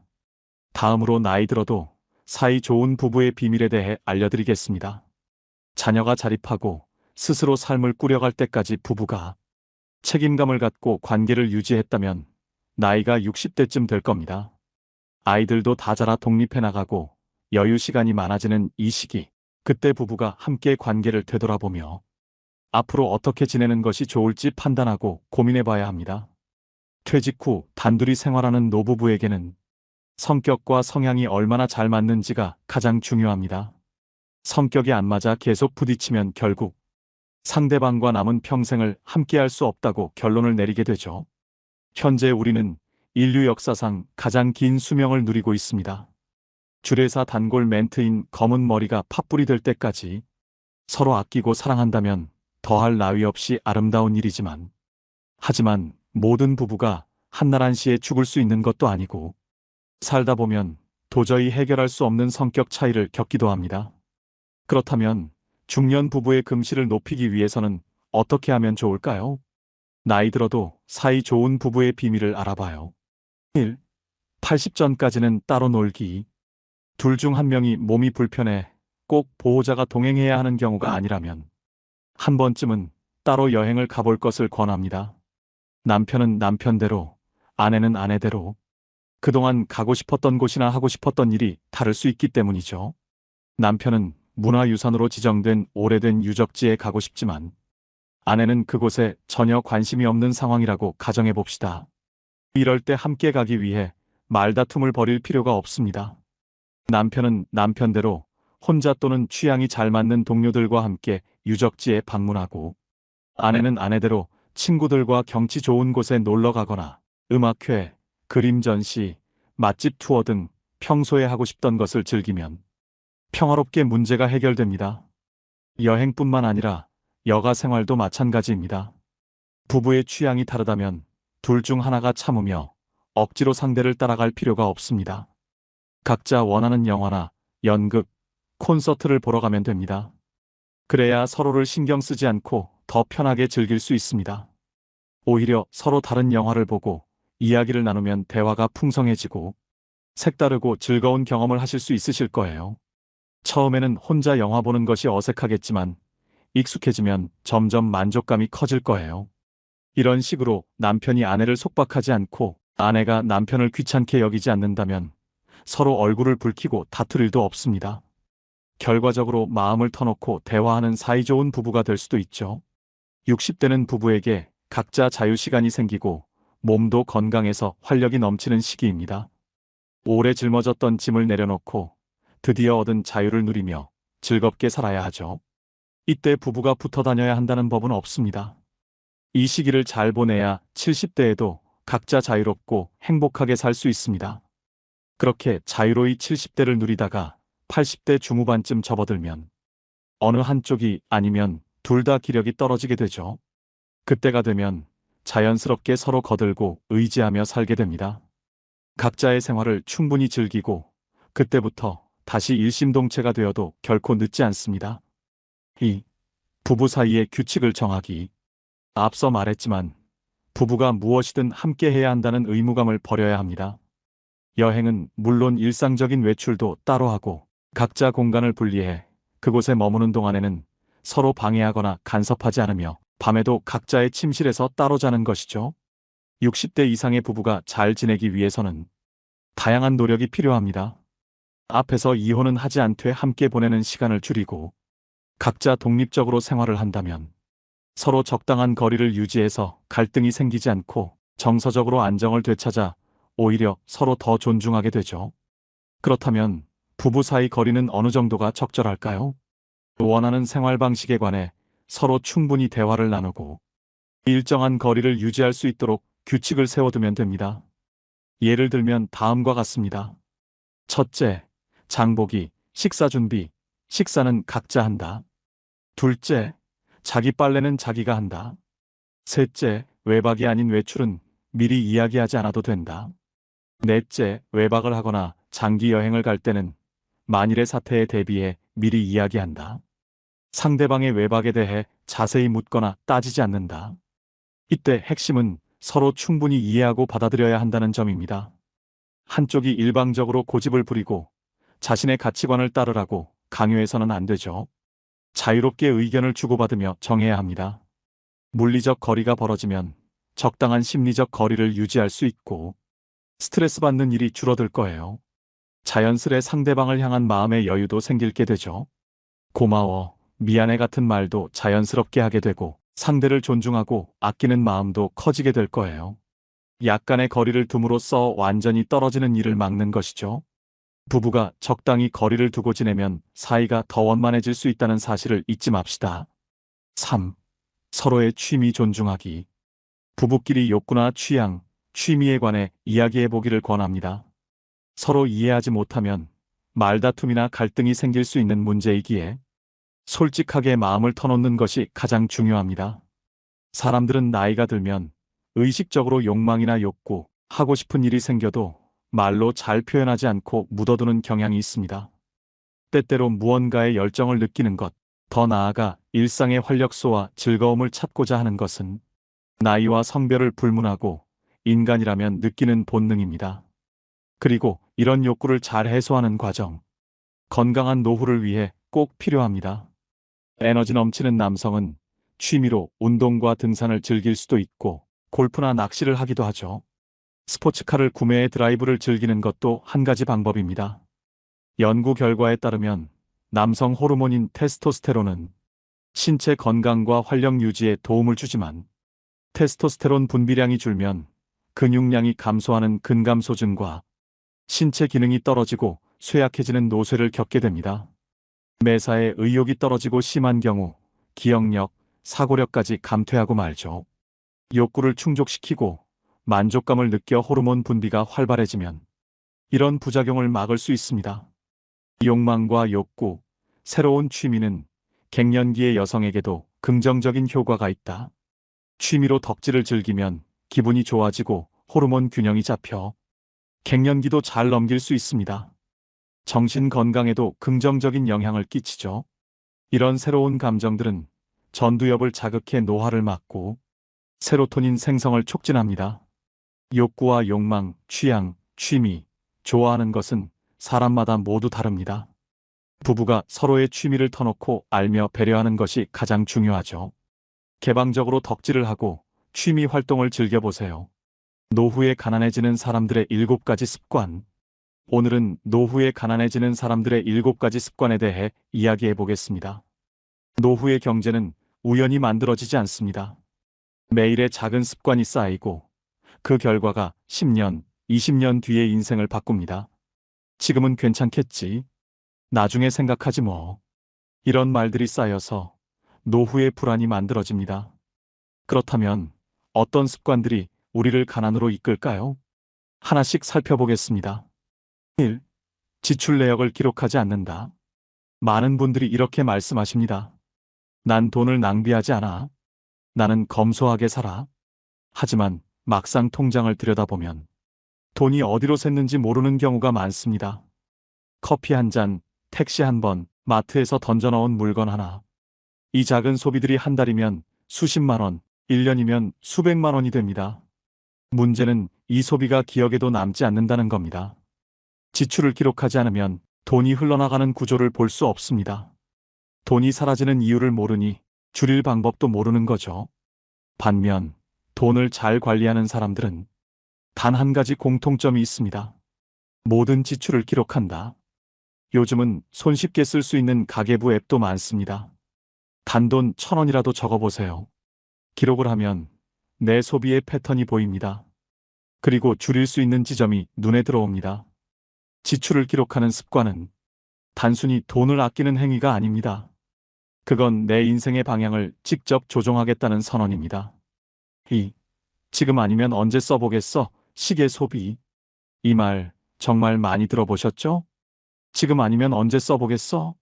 물론 인생은 한 번뿐이고 즐기며 살아야 합니다. 하지만 이 말을 너무 자주 하는 사람치고 노후가 여유로운 경우는 거의 없습니다. 왜냐하면 이 말은 내일은 책임지지 않겠다는 말과 같습니다. 이런 분들은 오늘은 내가 나에게 주는 선물이야 하면서 비싼 옷, 고급 음식, 여행에 돈을 씁니다. 물론 이런 소비가 나쁜 건 아닙니다. 문제는 균형 없이 소비한다는 점입니다. 기쁨을 위해 쓰는 소비는 필요합니다. 하지만 준비 없는 소비는 반드시 후회로 돌아옵니다. 노후의 여유는 즐거움을 미루는 힘에서 옵니다. 지금 아니면 언제 써보겠어? 그 대신 지금 조금만 아껴서 나중에 편하게 살자. 이 한 문장으로 생각을 바꾸면 당신의 인생 방향이 완전히 달라집니다. 3. 현금만 가지고 있고 자산 설계가 없다. 많은 분들이 이렇게 말씀하십니다. 난 빚이 없어. 현금으로만 산다. 안전하지. 그 말, 반은 맞고 반은 틀립니다. 현금을 가지고 있는 건 좋지만 자산 설계가 없다면 그 돈은 시간이 지나며 가치가 줄어듭니다. 물가가 오르는데 내 돈이 가만히 있다면 실질 자산은 줄어드는 겁니다. 예를 들어 10년 전 1,000만 원으로 살 수 있었던 게 지금은 1,500만 원이 되어야 살 수 있습니다. 현금을 묶어두는 건 돈을 잠재워두는 것과 같습니다. 반면 자산 설계란 돈을 일하게 하는 구조를 만드는 겁니다. 그게 꼭 주식이나 부동산 투자일 필요는 없습니다. 노후에는 안정적이고 꾸준한 수입 구조가 중요합니다. 예를 들어 정기예금 외에 분산된 채권 상품, 임대 수입이 가능한 소형 부동산, 혹은 퇴직 이후에도 가능한 부업 수입, 이런 것들이 모두 자산 설계입니다. 현금이 있으니 괜찮다. 그 말 속엔 멈춰있는 돈이 숨어 있습니다. 돈은 움직여야 힘이 생깁니다. 그리고 그 힘이 바로 노후의 안정입니다. 4. 자녀에게 올인하는 경제 습관. 한국의 부모 세대가 가장 많이 하는 실수 중 하나입니다. 내가 힘들어도 애한테는 아끼지 말아야지. 그 마음 너무나 따뜻하지만 경제적으로는 가장 위험한 생각입니다. 자녀를 돕는 건 좋지만 자신의 노후를 포기하는 수준의 지원은 결국 자녀에게도 부담이 됩니다. 실제로 이런 경우가 많습니다. 퇴직금, 전세금, 저축을 모두 꺼내서 자녀의 결혼, 창업, 집 구매에 지원했는데 자녀가 실패하면 부모의 노후는 순식간에 무너집니다. 그 뒤엔 늘 같은 말이 남습니다. 그래도 자식이잖아요. 하지만 자녀도 이렇게 생각합니다. 부모님이 나 때문에 고생하셨다. 그리고 그 마음의 짐은 평생 갑니다. 자녀의 인생은 자녀의 몫입니다.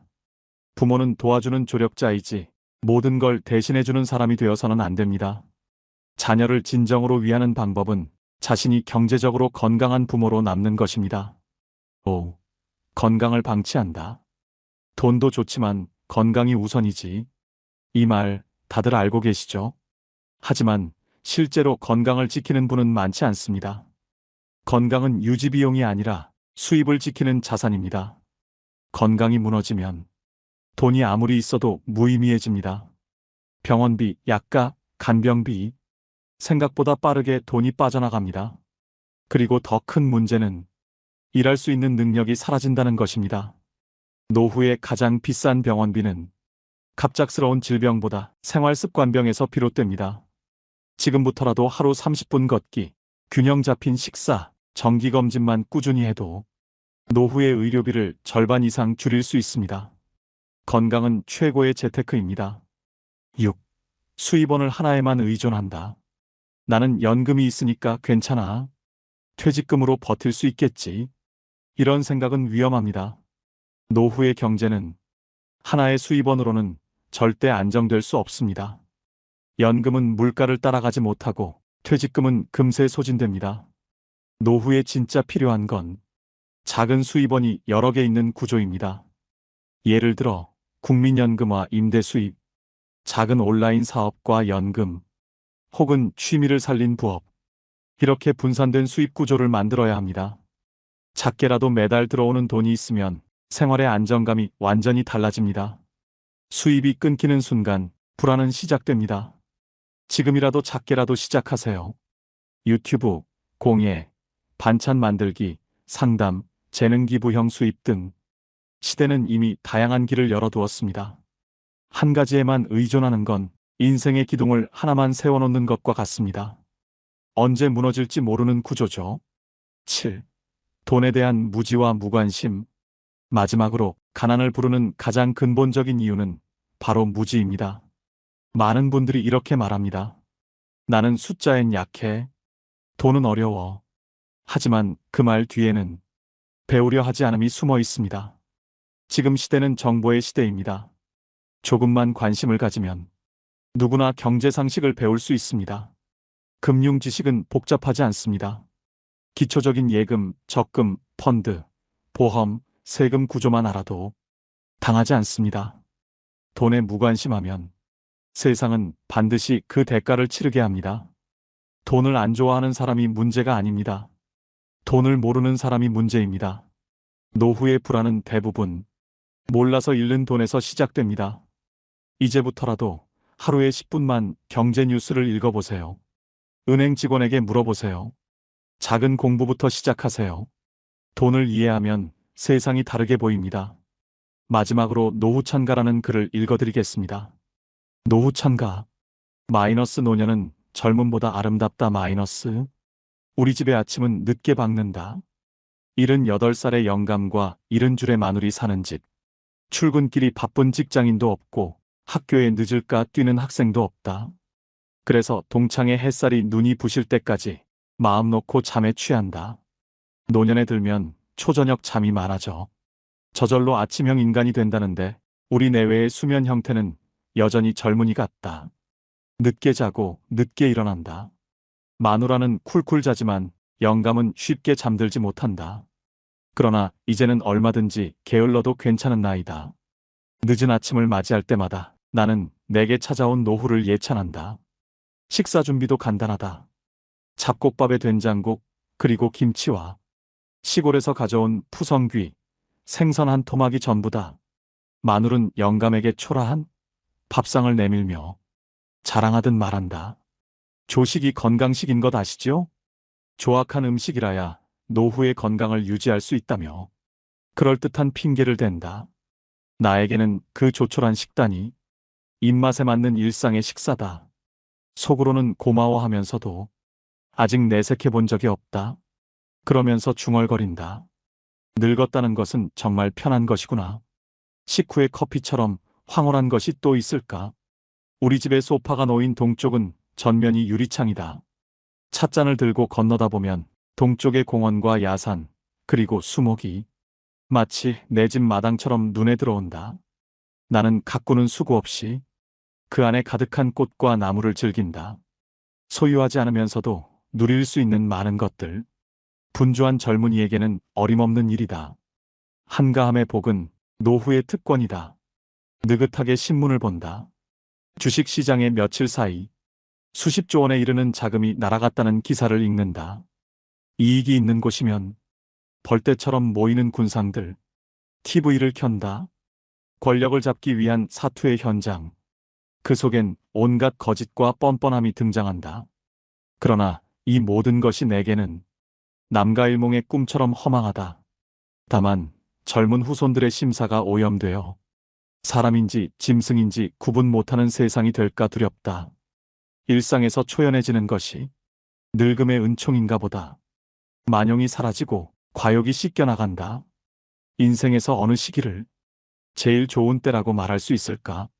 뛰어놀고 공부만 하면 되는 어린 시절일까? 드높은 이상에 도전해보는 청춘 시절일까?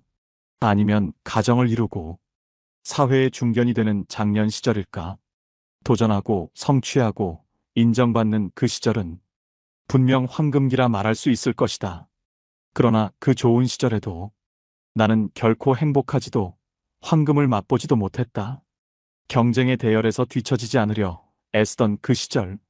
삶의 본질은 할 일 없는 자들의 주술이라 여기며 앞만 보고 달렸기에 남에게 아쉬운 소리 한 번 안 하고 살았나 보다. 그러면서 세월의 영역 속에 밀리고 밀려 추락의 끝이라 생각한 노후라는 땅에 이르렀다. 그러나 내가 도착한 노년은 축복의 땅이었다. 잃을 것이 없는 빈손 때문이 아니라 얻으려는 욕망이 거친 빈 마음 때문에 풍요의 고장이 되었고 비로소 최선과 정도가 보이는 밝은 눈의 영토였다. 책임에서도 의무에서도 자유로운 나이. 세상에 있으되 세상에 묶이지 않는 나이. 그곳은 평화와 고요가 가득한 곳이었다. 영감과 할멈 둘이 사니 우선 아늑하고 편안하다. 청소도 일주일에 한두 번 먼지 닦는 일만 거들어주면 된다. 아침에 일어나면 침대 꼼지락 운동을 하고 뒷동산을 산책하며 늙은 육신을 보전한다. 모자라는 삶의 공부도 조금씩 보충한다.